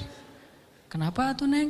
Ya semua tetangga muji-muji Hajar. Aduh Neng teh apa itulah? Oh ya udah, minta lagi petunjuk Allah. Akhirnya Allah kasih perintah. Perintahnya apa? Pindah rumah. Tapi nggak tanggung-tanggung. Pindah kota, pindah negara dari Palestina ke Saudi Arabia. Dulu namanya Bakkah. Wahai Ibrahim, bawa Hajar dan anakmu ke sebuah lembah Bakkah. By the way, perjalanan dari Palestina ke Mekah butuh waktu 2 jam naik pesawat. 2 jam naik pesawat itu kurang lebih dari Jakarta ke Medan atau Jakarta Surabaya. Tapi Ibrahim tidak naik pesawat, tidak naik buruk, tidak naik onta, nggak naik kuda, jalan kaki. Apakah Hajar protes? Kemana Kang Ibra? Pokoknya ikut aja lah, gitu. Oh iya, udah ikut aja. Nggak pernah nanya kemana, nih saya aja tadi nanya. Nggak pernah nanya kemana ya Ibrahim, nggak. Kata Ibrahim, ya Hajar dapat perintah dari Allah kita ke lembah Bakkah, ikut. Ya sami'na wa ata'na. Gak pernah nanya kemana, gak pernah naik apa, terus bekalnya gimana, terus ada rest area di mana aja, di kilometer berapa. Enggak, udah aja jalan gitu. Coba bayangin suami bawa istri, kadang-kadang kesasar muter-muter, istrinya langsung, wah papa gak tahu jalan, pakai ini atuh GPS. Gak sabar ya. Atau suami ngajak jalan kemana gitu, udah mama turun di mall ini aja, nanti dijemput lagi gitu kan. Minta dijemput di mall. Kalau Hajar, enggak. Mau naik apa, kemana, sami'na wa ata'na kepada suami. Ini supaya Allah percaya sama Ibrahim dan Hajar. Jalan, kira-kira dari dari Jakarta ke Surabaya jalan kaki berapa lama? Atau naik skateboard aja deh. Jalan kaki berapa lama? Tebak aja deh, 1 bulan ya. Perjalanan 1 bulan. Gak ada rest area sama sekali. Makanannya apa yang dibawa sebagai bekal? Roti keras yang kalau dimakan itu harus direndam dulu dengan air. Saking kerasnya roti supaya awet gitu. Jadi kalau udah sampai di oasis kecil, Nabi Ibrahim turun duduk bersama istrinya, bersama bayinya, rendam roti dulu sambil ngobrol-ngobrol. Wah padang pasir, ya iyalah apalagi gitu. Direndam nih roti sampai akhirnya rotinya udah agak lembut, makan. Hajar ngasih ke anaknya. Udah gitu jalan lagi, sebulan bayangin, gak pernah nanya kemana sih Ibrahim, ini nyasar kemana sih kita, gak bawa peta gitu, enggak sama sekali, jalan aja, sami'na wa ata'na. Begitu sampai di sebuah lembah, yang kata Allah, biwadin ghairi dhi zar'in 'inda baitikal muharram, di sebuah lembah yang tidak ada pohon apapun, pohon yang di tempat lain di padang pasir aja tumbuh, ini gak tumbuh sama sekali, saking tandusnya. Udah sampai di lembah itu, kemudian Ibrahim mengatakan, disinilah tempat kita. Ini rumah kedua kita. Hajar gak pernah banding-bandingin, rumah Sarah enak tuh di Palestina. Kok saya ditaruh di sini? Enggak. Udah, oh iya, tinggal di sini teman Ismail. Dan gak ngomong-ngomong juga, ini gara-gara Hajar, gara-gara Sarah nih. Enggak. Gak nyalahin Sarah, gak nyalahin Ibrahim. Sami'na wa ata'na. Buktikan itu, biar Allah percaya sama kita. Kalau Allah percaya, Allah gak akan ngecewain kita. Sami'na wa ata'na. Ya Ibrahim, ya. Tinggal di situ aja. Baru 3 hari tinggal di situ, akhirnya Ibrahim mengatakan di satu pagi, ya Hajar, aku harus kembali ke Palestina. Baru di situ Hajar tanya, setelah sebulan gak nanya apapun, taat aja. Baru ketika mau ditinggal di lembah yang gak ada air sama sekali, cuma ada air di dalam tempat dari kulit yang mereka punya dan itu hanya bertahan 1 hari lagi. Tiba-tiba Ibrahim bilang mau pergi ke Palestina lagi, baru di situ Hajar bertanya dengan lembut sekali. Ya Ibrahim, kenapa kamu meninggalkan kami di sini? Nanyanya gitu. Mendengar pertanyaan ini Ibrahim gak tega dan langsung pergi. Gak menjawab, gak ngelihat, pergi aja. Melihat suaminya pergi, anaknya lagi digendong. Ibrahim Hajar nggak pernah mengatakan kamu tega sama saya. Kalau kamu tega sama saya minimal jangan tega dong sama bayi saya. Sinetron banget ya. Ini sama bayi saya nih, bayi kita Ibrahim. Ini hasil cinta kita berdua gitu kan. Enggak sama sekali, enggak baper lah. Iman tuh mengalahkan baper. Ya Ibrahim, kenapa engkau tinggalkan kami di sini? Cuma sesingkat itu pertanyaannya, lembut lagi tuh. Dan enggak marah-marah. Pokoknya kalau kamu pergi, jangan balik lagi. Enggak gitu. Ibrahim enggak tega, akhirnya Ibrahim jalan aja. Begitu agak jauh Ibrahim jalan, baru Sarah nanya dengan pertanyaan yang benar. Allahu amaraka bihadza? Apakah Allah yang menyuruhmu begini? Allah, jadi kalau A-nya panjang itu artinya apakah Allah? Kalau Allah-nya pendek berarti Allah aja. Jadi kalau kita azan jangan Allahu Akbar, Allahu Akbar. Apakah Allah Maha Besar? Itu salah ya. Makanya A-nya jangan kepanjangan, kecuali bertanya. Allah, A itu apakah? Makanya Hajar bilang Allahu amaraka bihadza? Apakah Allah yang menyuruhmu begini ya Ibrahim? Baru Ibrahim berhenti dan mengatakan ya. Ini setelahnya kalimatnya powerful banget. Apa kata Hajar? Idzan la yudayyi'anallah. Kalau gitu pergilah wahai suamiku. Allah enggak akan mengecewakan kami. Coba. Baru Allah percaya sama Hajar. Kalau gitu pergilah suamiku. Allah enggak akan mengecewakan kami. Jadi kita, Mah, Papa pergi dulu ya. Papa baru datang pergi lagi. Enggak usah dijawab. Langsung aja nyalain kendaraan. Nanti istri akan nanya, "Pak, Allah yang nyuruh Papa pergi." Gitu. Baru dijawab. Kalau dia nggak nanya gitu, berarti pertanyaannya salah. Jadi jangan dijawab. Udah jangan nyalain kendaraan deh. Pakai helm. Gereng. Ujung-ujungnya baru nanti dia SMS. "Pak, kemana Pak? Allah yang nyuruh Papa pergi ya." Baru kita bilang, "Bener Mah, Allah yang nyuruh."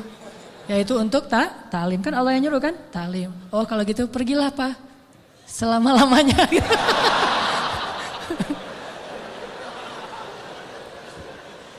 Allah gak akan mengecewakan kami, kata Hajar teh. Idzan la yudayyi'anallah. Kalau gitu Allah tidak akan mengecewakan kami. Itu kata kuncinya tuh. Dan itu gak ngomong dengan gombal ke Allah. Allah Maha tahu isi hatinya Hajar radhiyallahu anha. Makanya Allah percaya banget sama Hajar. Akhirnya pergilah Ibrahim. Gak ngomong, ya suamiku jangan lupa kirim SMS ya. Udah sampai di mana kan khawatir gitu. Jangan lupa kirimin bekal setiap bulan 10 juta aja, gak usah banyak-banyak. Gitu. Gak ada bekal. Tahu berapa lama Ibrahim meninggalkan Hajar di situ? 13 tahun. Gak ada kabar, gak ada apa-apa. 13 tahun. Kalau kita mah baru keluar 13 jam mungkin. Wah udah curiga nih. Gak pulang-pulang 13 jam. Jangan-jangan pingsan lagi.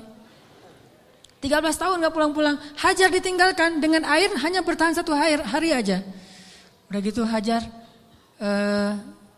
gendong anaknya Ismail tinggal di situ berdua aja di tengah padang pasir. Gelap banget kalau malam dingin, kalau siang panas banget. Dinginnya itu saya karena lama tinggal di padang pasir. Gini-gini saya ini orang padang pasir ya. Jadi kalau malam dinginnya tuh sampai kayak jarum nusuk-nusuk ke kulit. Itu di padang pasir, dinginnya malam. Kalau pagi, kalau siang panasnya itu kayak kita dibakar. Ekstrim, bawa bayi. Hari pertama masih aman, masih bisa minum, rotinya direndam. Hari kedua habis air, Ismail menangis. Panik kan? Ini gimana nih, air cari di mana? Lari-lari yang kita tahu, naik ke atas bukit. Di mana ada burung yang kalau ada burung berarti pertanda ada air. Nggak ada burung, tapi ngelihat genangan air, turun lari. Karena pengen mendapatkan air buat anaknya yang masih kecil. Sayang banget sama Ismail. Pas turun lari ternyata gak ada apa-apa. Naik lagi ke bukit berikutnya namanya Marwah. Turun mondar-mandir. Kenapa sampai 7 kali di tempat yang sama? Saking paniknya. Ismail terus dari kejauhan terdengar suaranya menangis. Pas Hajar sampai di bukit Marwah, suara tangisan itu hilang. Mulailah Hajar was-was dan khawatir. Jangan-jangan Ismail sudah meninggal karena kehausan. Akhirnya Hajar berlari ke arah Ismail. Ketika dia mendekat, dia melihat seorang laki-laki bertubuh yang gagah gitu. Dia pakai baju jubah berwarna putih, dia pakai sorban berwarna putih, seperti saya pulang dari masjid. Malaikat, kalau ini malaikat beneran. Kalau tadi kata anak kecil, oh ma, malaikat lewat gitu. Kalau ini malaikat beneran. Dan dia memberi minuman kepada Ismail. Dialah Jibril alaihissalam. Tapi Hajar kan nggak tahu itu Jibril, dikirain orang yang mau perdagangan manusia atau apa gitu. Datang Hajar ke arah Ismail, tiba-tiba laki-laki itu menghilang, namanya juga malaikat, tling gitu aja hilang gitu. Udah hilang, dilihat di bawah kaki Ismail ada mata air yang kita sebut Zam-Zam. Minumlah, mulailah peradaban di situ. Dan Zam-Zam ini mata air paling ajaib di dunia. Paling berkah, seberkah susu ibu kepada anaknya. Kenapa saya bilang berkah? Dia keluar sesuai dengan kebutuhan. Ketika jamaah haji ramai di kota Mekah sampai 3 juta orang, mereka tidak kekurangan air Zam-Zam. Masing-masing minum, setiap datang ke masjid minum Zam-Zam. Pulang dari masjid minum Zam-Zam. Pulang ke kampung halaman bawa Zam-Zam 1 liter, 5 liter, 10 liter. Kan? 3 juta orang tapi gak pernah kurang dan gak pernah kering air Zam-Zamnya. Keluar terus untuk 3 juta orang. Begitu musim haji selesai, Zulhijjah berlalu, berganti dengan bulan Muharram, di stoplah haji dan belum dibuka visa umroh. Sehingga Mekah sepi. Kalau kita umroh di waktu itu yaitu umroh transit, kita bisa cium Hajar Aswad setiap kali kita putaran tawaf. Saking sepinya. Tapi air Zam-Zam tidak membanjiri kota Mekah. Kalau lagi rame, keluar banyak. Kalau lagi sedikit, keluar sedikit. Air yang sangat berkah, keajaiban dari Allah. Akhirnya tinggallah di situ. Yang luar biasa, 13 tahun tidak dijenguk oleh suaminya, Hajar gak pernah ngejelek-jelekin ayahnya Ismail di hadapan Ismail. Kamu harus tahu, kamu gak boleh seperti ayahmu nanti kalau udah gede. Enggak sama sekali, ini imajinasi sejarah ya, biar kita tahu gimana sebenarnya Hajar. Saya enggak, walaupun ini agak herai tapi serius. Biar kita kebayang gimana solehahnya Hajar. Kan bisa aja normalnya perempuan akan bilang, pokoknya mama kecewa banget. Jangan sampai kamu mengulangi ini kepada istrimu. Hati perempuan. Gak pernah ngomong kayak gitu. Padahal pantas gak sih Hajar kecewa? Pantas ya, 13 tahun gak ada berita. Dan secara fikih itu udah bisa meminta cerai loh. Secara fikih udah bisa khulu itu minta cerai kepada hakim. Tapi Hajar tidak sama sekali menjelekkan Ibrahim di hadapan anaknya. Apa buktinya? Ketika 13 tahun kemudian datang Ibrahim, Ismail akrab-akrab aja sama ayahnya. Ayah gitu. Oh ini nih mah orangnya nih mah. Nah. Wah udah nih, kan Ismail udah gede, 13 tahun orang Arab mah kan beda sama kita, 13 tahun kita kan masih culun. 13 tahunnya orang Arab itu udah memimpin pasukan seperti Usamah bin Zaid, cucunya Rasulullah, cucu angkat, udah memimpin pasukan tuh 13 tahun usianya. Jadi udah gagah, dan bahasa Allah itu ketika Ismail sudah berusia sebaya, artinya udah gagah gitu. Coba, Ibrahim waktu itu usianya berapa? 101 tahun. Ketemu kakek-kakek 101 tahun, mah yang mana orangnya? Ini. Kan bisa aja kan? Enggak. Mah, siapa itu? Itulah ayahmu Ibrahim, wahai Ismail. Ayah, langsung datang, cium tangannya. Ayah, gitu. Enggak ada seuzon sama sekali. Itu hasil pendidikan Hajar yang luar biasa loh kepada anaknya. Dan bukti yang lebih berat lagi, 3 hari kemudian Ibrahim mimpi menyembelih anaknya. Dan tahukah kita apa jawaban anak itu? Wahai ayahku tersayang. Bahasanya, ya abati. Bukan, ya terserah ayah deh. 13 tahun ditinggalin, sekarang mau nyembelih lagi. Ini bukan hasil pendidikan Ibrahim nih. Ini anak hasil pendidikan Hajar banget nih. Bukan Ibrahim yang mendidik dia, tetapi Hajar. Ibrahim mendoakan dia. Pelajarannya apa? Pendidikan anak yang paling berpengaruh itu dari ibu. Tapi doa adalah dari ayah. Rabbi habli minas solihin. Ibrahim yang mendoakan dia dari langit. Hajar yang mendidiknya di bumi. 13 tahun akhirnya kata dia, ya abati, wahai ayahku tersayang, if'al ma tu'mar, lakukan apa yang diperintahkan kepada ayah, satajiduni insyaallah minas sabirin, akan engkau dapati aku termasuk orang yang bersabar. Jadi gak mau nyusahin ayahnya dalam menjalankan perintah Allah. Dia tahu ayah yang nabi, jadi jangan sampai ayah saya susah gara-gara saya yang gak rela. Saya rela banget wahai ayah, yang penting ayah taat sama Allah, saya akan bersabar wahai ayah. Coba kalau Ismail bilang, apa gak salah ya? Kok mimpinya aneh-aneh gitu? Pasti godaan setan deh, gitu kan? Atau yang lebih ekstrim lagi, ayah tega, udah ninggalin mama sekarang mau nyembelih saya. Wah, ini bener nih ayah nih. Pasti nih bukan nabi dan segala macam. Enggak marah-marah sama ayahnya. Udah aja sami'na wa ata'na. Ismail lah gitu. Anak seorang siddiq, anak seorang ibu yang siddiqah, anak seorang ayah yang siddiq, dan melahirkan anak juga yang siddiq. Dan itu bukan basa-basi ya, benar-benar dibawa ke sebuah jabal kurban namanya bukit di daerah Arafah. Di sana Ibrahim udah mengasah parang, golok. Ketika ngelihat golok, Ismail nggak bilang, ternyata serius ya? Kirain tadi main-main gitu. Enggak, serius. Ismail tahu, udah ditidurkan Ismail. Sebelum ditidurkan Ismail curhat dulu sama ayahnya. Ya ayah, ya abati. Abati itu panggilan lembut. Kalau yang biasa ya abi. Jadi kalau kita bilang abi itu biasa. Kalau mau lebih lembut, abati, itu lembut banget. Wahai ayahku tersayang. Ya abati. Supaya ayah tidak berat hati dalam melakukan perintah ini, tolong tutuplah wajah saya. Biar ayah gak ngelihat wajah saya. Takut kasihan. Oh ya, ditutup. Wahai ayah, tutup tubuh ayah dengan kain supaya darah saya tidak mengenai baju ayah dan dilihat oleh ibu. Nanti ibu jadi sedih. Ditutup. Wahai ayah, sampaikan salam saya ke ibu. Saya sayang sekali kepada ibu. Coba gimana hati seorang ayah. Terakhir, ayah tajamkan pisau itu supaya memudahkan saya. Berarti yakin banget kan? Gak ada sama sekali kepikiran oleh Ismail, tenanglah ntar diganti dengan domba. Gak kepikiran.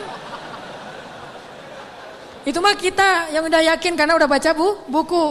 Dan salah lagi baca bukunya. Buku yang kita baca tuh Ismail tiba-tiba berubah jadi domba. Terus Ismailnya kemana? Kan gitu kan bukunya? Padahal gak gitu. Ismailnya dibangunkan, dombanya keluar dari bukit terus disembelih. Bukan Ismail berubah jadi domba, tetap aja anaknya. Cuma ada dikutuk jadi domba kan? Saya kayak malin kundang. Enggak, itu mah salah dalam catatan buku sejarah. Ya ayah, sampaikan salam saya ke ibu ya. Dan tolong jangan ceritakan ini dulu kepada ibu. Padahal dia tahu ibunya soleha banget dan kuat banget. Akhirnya ditaruhlah golok itu di leher Ismail. Dan Ibrahim mengatakan Bismillah ya Allahu Akbar. Mau ditarik tuh. Yakin dan Allah tahu isi hati Ibrahim. Mau ditarik. Ismail udah pasrah aja. Udah ini terakhir kali saya hidup di dunia. Baru ketemu 3 hari dengan ayah saya. Pas mau ditarik. Allah tahan tangannya Ibrahim seperti orang stroke. Gak bisa gerak gitu. Baru Allah berfirman. Ya Ibrahim. Qad saddaqatar ru'ya. Engkau sudah membenarkan perintah. Allah udah percaya sama Ibrahim sekarang. Ditahan. Akhirnya kata Allah angkat Ismail. Ini adalah bala'un mubin. Inilah ujian yang berat untuk melihat siapa yang benar-benar beriman. Gitu cara Allah percaya sama kita. Lewat ujian hidup kita. Lewat masalah-masalah kita. Apakah kita masih yakin sama Allah? Sampai ke titik darah penghabisan masih yakin sama Allah? Justru di titik itulah nanti Allah percaya sama kita. Allah ganti semua musibah itu sebagai rahmat. Allah kasih dia seekor domba yang sangat besar. Dan kelak itu menjadi syariat yang sangat indah bagi kaum muslimin. Diabadikan sepanjang masa, ribuan tahun dikenang. Ini bukti. Maka buat Allah percaya sama kita, maka Allah gak akan mengecewakan kita. Ingat kata-kata Hajar, la yudayyi'anallahu idzan. Kalau Allah yang memerintahkan gini, berarti Allah tidak akan mengecewakan saya. Cukuplah Allah yang menyuruh kita, yakin Allah gak akan ngecewain kita. Udah setelah itu hasbunallah, la haula wala quwata illa billah, tawakkaltu 'alallah, aslamtu ilallah dan seterusnya. Insyaallah kita akan melihat keajaiban. Itu aja teman-teman yang dirahmati Allah. Mudah-mudahan kita menjadi orang yang bisa selalu mengandalkan Allah dalam hidup kita. Sampai Allah percaya sama kita, lalu Allah menunjukkan keajaiban dalam setiap urusan kita. Marilah kita tutup dengan berdoa. Semoga ilmu yang sederhana yang baru kita dapatkan benar-benar menambah semangat kita untuk lebih yakin kepada Allah Subhanahu wa taala. A'udzu billahi minasy syaithanir rajim. Bismillahirrahmanirrahim.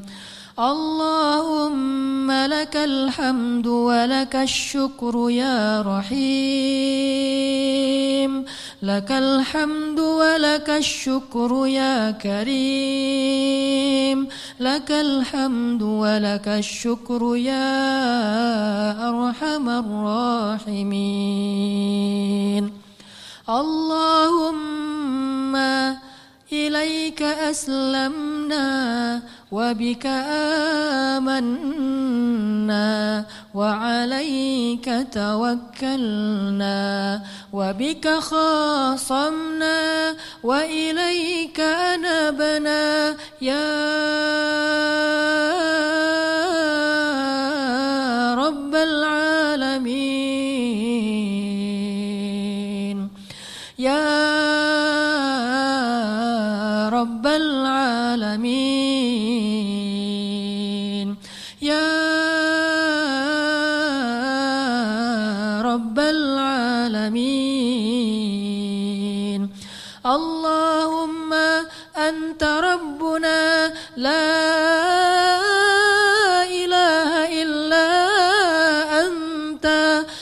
خلقتنا ونحن عبادك يا خالق يا خالق يا خالق يا رازق اللهم أسلمنا إليك أنت الحي القيوم أنت الذي لا تأخذه سنة ولا نوم أنت الخالق يا الله بيدك الخير يا الله أنت الذي على كل شيء قدير Ya Allah, segala kebaikan ada di tangan-Mu ya Allah. Ya Allah, Engkaulah yang maha pemurah ya Allah. Ya Allah, Engkaulah yang maha pengasih ya Allah. Ya Allah, tidak ada yang susah dan sulit bagimu ya Allah. Engkau maha kuasa atas segala sesuatu ya Allah. Engkau hanya mengatakan kun, maka segalanya menjadi seperti kehendak-Mu ya Allah.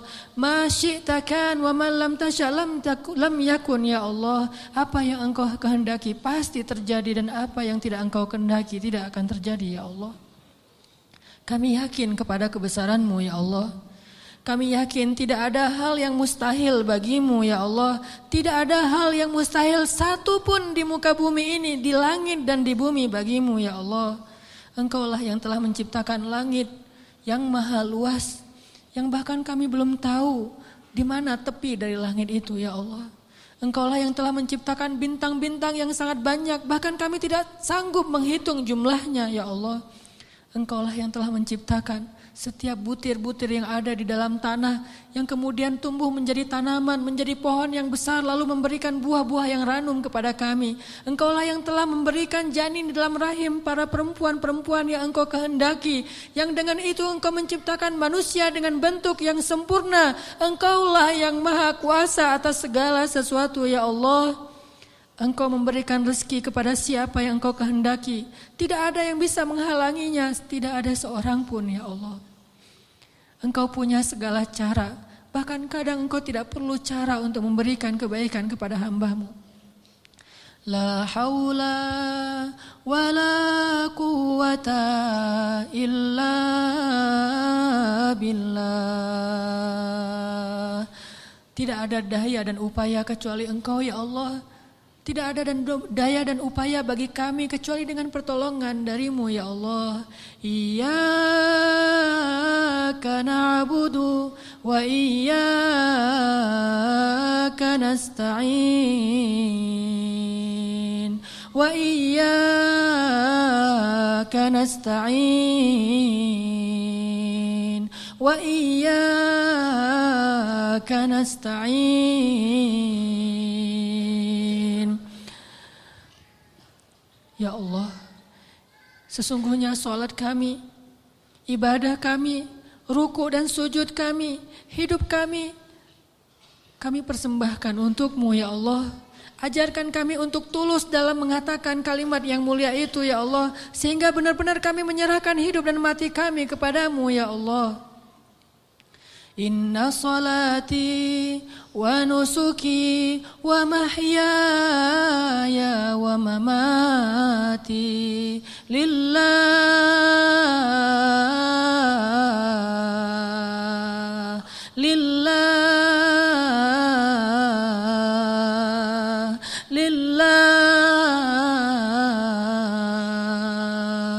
wa mahyaya wa mamati lillahi rabbil alamin. Ya Allah ya Arhamar Rahimin, kuatkanlah hati kami dalam keimanan ya Allah. Kami tidak tahu bagaimana keadaan kami di akhir hayat kami nanti. Bisa jadi saat ini kami menjadi orang-orang yang dekat kepadamu. Tiba-tiba di akhir hayat kami menjauh darimu. Dan tidak ada yang bisa menyelamatkan kami hari itu kecuali Engkau ya Allah. Bisa jadi sekarang kami rajin ke masjid, sholat berjamaah. Tetapi di akhir hayat kami berputus asa sehingga kami meninggalkan panggilanmu ya Allah. Kami berlindung kepadamu ya Allah dari kelemahan diri kami sendiri ya Allah. Kami tahu Nabi-Mu pernah bersabda, bisa jadi seseorang sepanjang hidupnya beramal solih, amal ahli surga sampai jaraknya dengan surga hanya sejengkal saja. Tetapi berlalulah ketetapan yang lain sehingga dia mati dalam keadaan syirik dan kufur dan masuklah dia ke neraka. Kami berlindung kepadamu dari keadaan orang seperti itu ya Allah. Tidak ada yang bisa menjamin kami selamat. Bukan ibadah kami, bukan sholat, bukan sujud, bukan rukuh kami, bukan kesolehan kami. Bahkan orang yang paling soleh seperti seorang laki-laki Bani Israel bisa kufur dan akhirnya su'ul khatimah di akhir hayatnya ya Allah. Hanya Engkau yang bisa menjamin akhir hayat kami ya Allah. Kami belum merasa aman meskipun sekarang kami bersyukur mendapatkan hidayah untuk berhijrah. Tetapi tidak ada yang menjamin kami bisa istiqomah seperti ini sampai akhir hayat ya Allah. Ya muqallibal qulub, ya muqallibal qulub, tsabbit qulubana. Wahai yang membolak-balikan hati, tetapkanlah hati kami dalam keimanan ya Allah. Tetapkanlah hati kami dalam keimanan ya Allah sampai akhir hayat kami agar kami bisa menutup usia kami dengan kalimat la ilaha illallah dan hanya itulah jaminan bagi kami untuk selamat di akhirat ya Allah. Ya Arhamar Rahimin, kami kadang pernah melihat saudara-saudara kami yang Engkau uji dengan sakit yang amat berat dan mereka bersabar menghadapi ujian itu. Mereka miskin, lalu Engkau uji dengan sakit yang bahkan banyak para dokter mengatakan mungkin tidak akan sembuh lagi. Dan mereka hampir tidak punya harapan untuk sembuh. Tetapi mereka bersabar dan ridho dengan ketetapan-Mu. Lalu kami menyadari bagaimana jika kami yang Engkau berikan ujian seperti itu. Apakah kami akan sabar atau kami akan berputus asa ya Allah? Ketika kami harus merasakan sakit 24 jam dalam sehari yang luar biasa rasanya, apakah kami akan bersabar atau kami berputus asa sehingga kami datang kepada para dukun atau akan bunuh diri dalam keadaan kufur ya Allah? Tidak ada yang menjamin kami akan kuat pada hari itu kecuali Engkau ya Allah. Wahai yang menggenggam hati hamba-hambanya, genggam eratlah hati kami dalam kasih sayang dan hidayah-Mu ya Allah. Kami berserah diri kepadamu ya Allah. Ya Arhamar Rahimin, jangan biarkan kami tergelincir ketika kami mendapatkan ujian-ujian yang sesungguhnya ujian itu agar Engkau percaya kepada keimanan kami. Sadarkanlah kami selalu agar kami selalu percaya bahwa ujian adalah agar kami membuktikan keimanan kami kepadamu sehingga kami bisa bertahan dalam ujian itu ya Allah. Kuatkanlah kesabaran kami ya Allah. Lapangkanlah dada kami ya Allah. Bimbinglah fikiran kami agar selalu berhusnuzon kepadamu dan kepada hamba-Mu ya Allah. Ya Arhamar Rahimin, bantulah kami dalam segala masalah kami ya Allah. Engkaulah yang maha pemberi rezeki, limpahkanlah rezeki yang halal bagi kami ya Allah. Tidaklah kami meninggalkan pekerjaan yang menurut syariat agama-Mu itu haram, kecuali karena kami takut kepadamu ya Allah. Dan kami yakin Engkau menyediakan yang lebih baik setelah kami berhijrah dari pekerjaan yang haram itu ya Allah. Kami percaya dan yakin. Maka tunjukkanlah keajaiban kepada kami. Beri kami rezeki yang lebih baik setelah kami meninggalkan yang syubhat. Ya Arhamar Rahimin, di antara kami ada yang berharap sekali Engkau anugerahkan keluarga yang menyejukkan mata. Anugerahkanlah keajaiban kepada kami. Berikan kepada kami pasangan-pasangan yang menyejukkan hati kami. Mungkin kami mencintai seseorang karenamu, tetapi dia tidak tahu tentang perasaan kami. Beritahu kepadanya ya Allah, karena tidak tahu bagaimana cara kami mendekatinya, kecuali mendekat kepada Rabb-Nya ya Allah. Engkaulah Rabb hati segala makhluk-Mu ya Allah. Ya Allah, jadikanlah kami termasuk orang-orang yang Engkau bimbing perasaannya, agar selalu mencintai yang Engkau cintai ya Allah. Ya Arhamar Rahimin, anugerahkanlah juga untuk kami, jika di antara kami ada yang sedang sakit, Beri kami kesabaran dan kesembuhan ya Allah. Jika di antara kami ada yang telah wafat, maka rahmatilah saudara kami yang telah kembali kepadamu ya Allah. Ya Arhamar Rahimin, ampunkanlah dosa ayah dan ibu kami ya Allah. Bagaimanapun juga, karena jerih payah, keringat, darah, air mata mereka, kami tumbuh menjadi orang yang seperti sekarang ini ya Allah. Menjadi orang yang insya Allah dengan seizinmu menjadi orang yang bahagia ya Allah. Karena perjuangan orang tua kami lah akhirnya kami bisa hidup layak ya Allah. Walaupun kami sering mengkufur dan mengingkari kebaikan orang tua kami ya Allah. Ya Arhamar Rahimin, kami tidak sanggup membalas kebaikan orang tua kami. Kami hanya mampu mendoakan kebaikan untuk mereka ya Allah. Ampunkanlah dosa ibu kami ya Allah. Ampunkanlah dosa ayah kami ya Allah. Ampunkanlah dosa guru-guru kami ya Allah. Ampunkanlah dosa pasangan kami, suami dan istri kami ya Allah. Ampunkanlah dosa anak-anak kami ya Allah. Ya Arhamar Rahimin, tunjukkanlah mujizat-Mu untuk kaum muslimin di Gaza. Tunjukkanlah mujizat-Mu untuk kaum muslimin di Palestina. Tunjukkanlah pertolongan-Mu seperti Engkau menolong Ahlu Badar dengan menurunkan ribuan malaikat kepada kaum muslimin di Suriah ya Allah.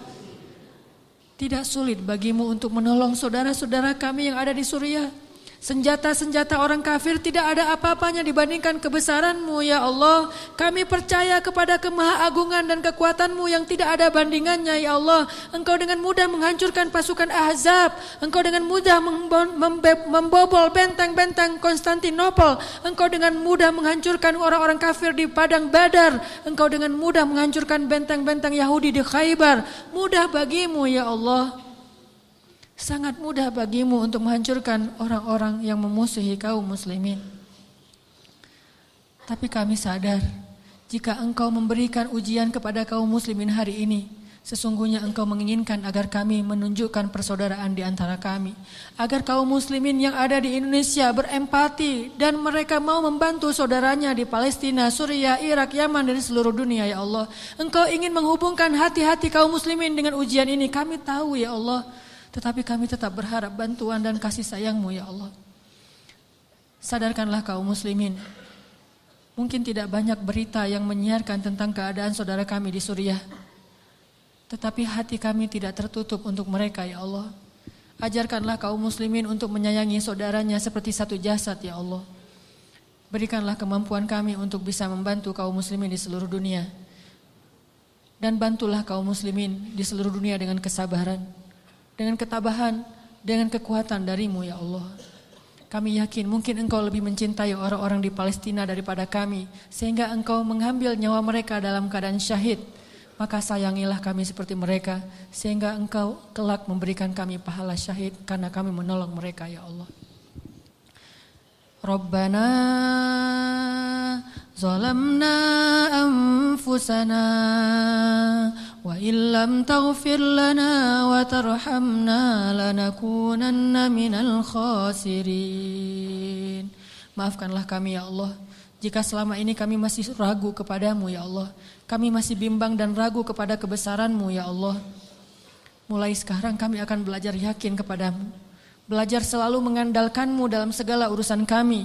Kami tidak akan bergantung kepada makhluk. Kami bergantung kepadamu. Kalaupun kami menggunakan makhluk, kami bekerja sama dengan manusia, itu karena perintah-Mu, bukan karena kami ragu kepadamu ya Allah. Rabbana atina fid dunya hasanah wa fil akhirati hasanah wa qina adzabannar. Ya Allah, jadikanlah kami laki-laki yang selalu percaya kepada kebesaran-Mu. Anugerahkanlah kepada kami istri seperti Hajar. Anugerahkanlah kepada kami anak laki-laki seperti Ismail. Dan anugerahkanlah kepada kami suami seperti Ibrahim.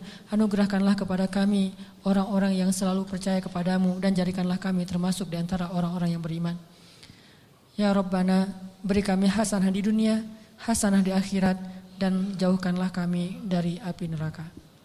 Alhamdulillahirrabbilalamin. Teman-teman yang dirahmati Allah, setelah kajian ini, oleh-oleh yang kita bisa bawa pulang, selalulah mengandalkan Allah dan bersabarlah dengan ujian. Buat Allah percaya kepada kita, kemudian tunggulah keajaiban terjadi dalam kehidupan kita.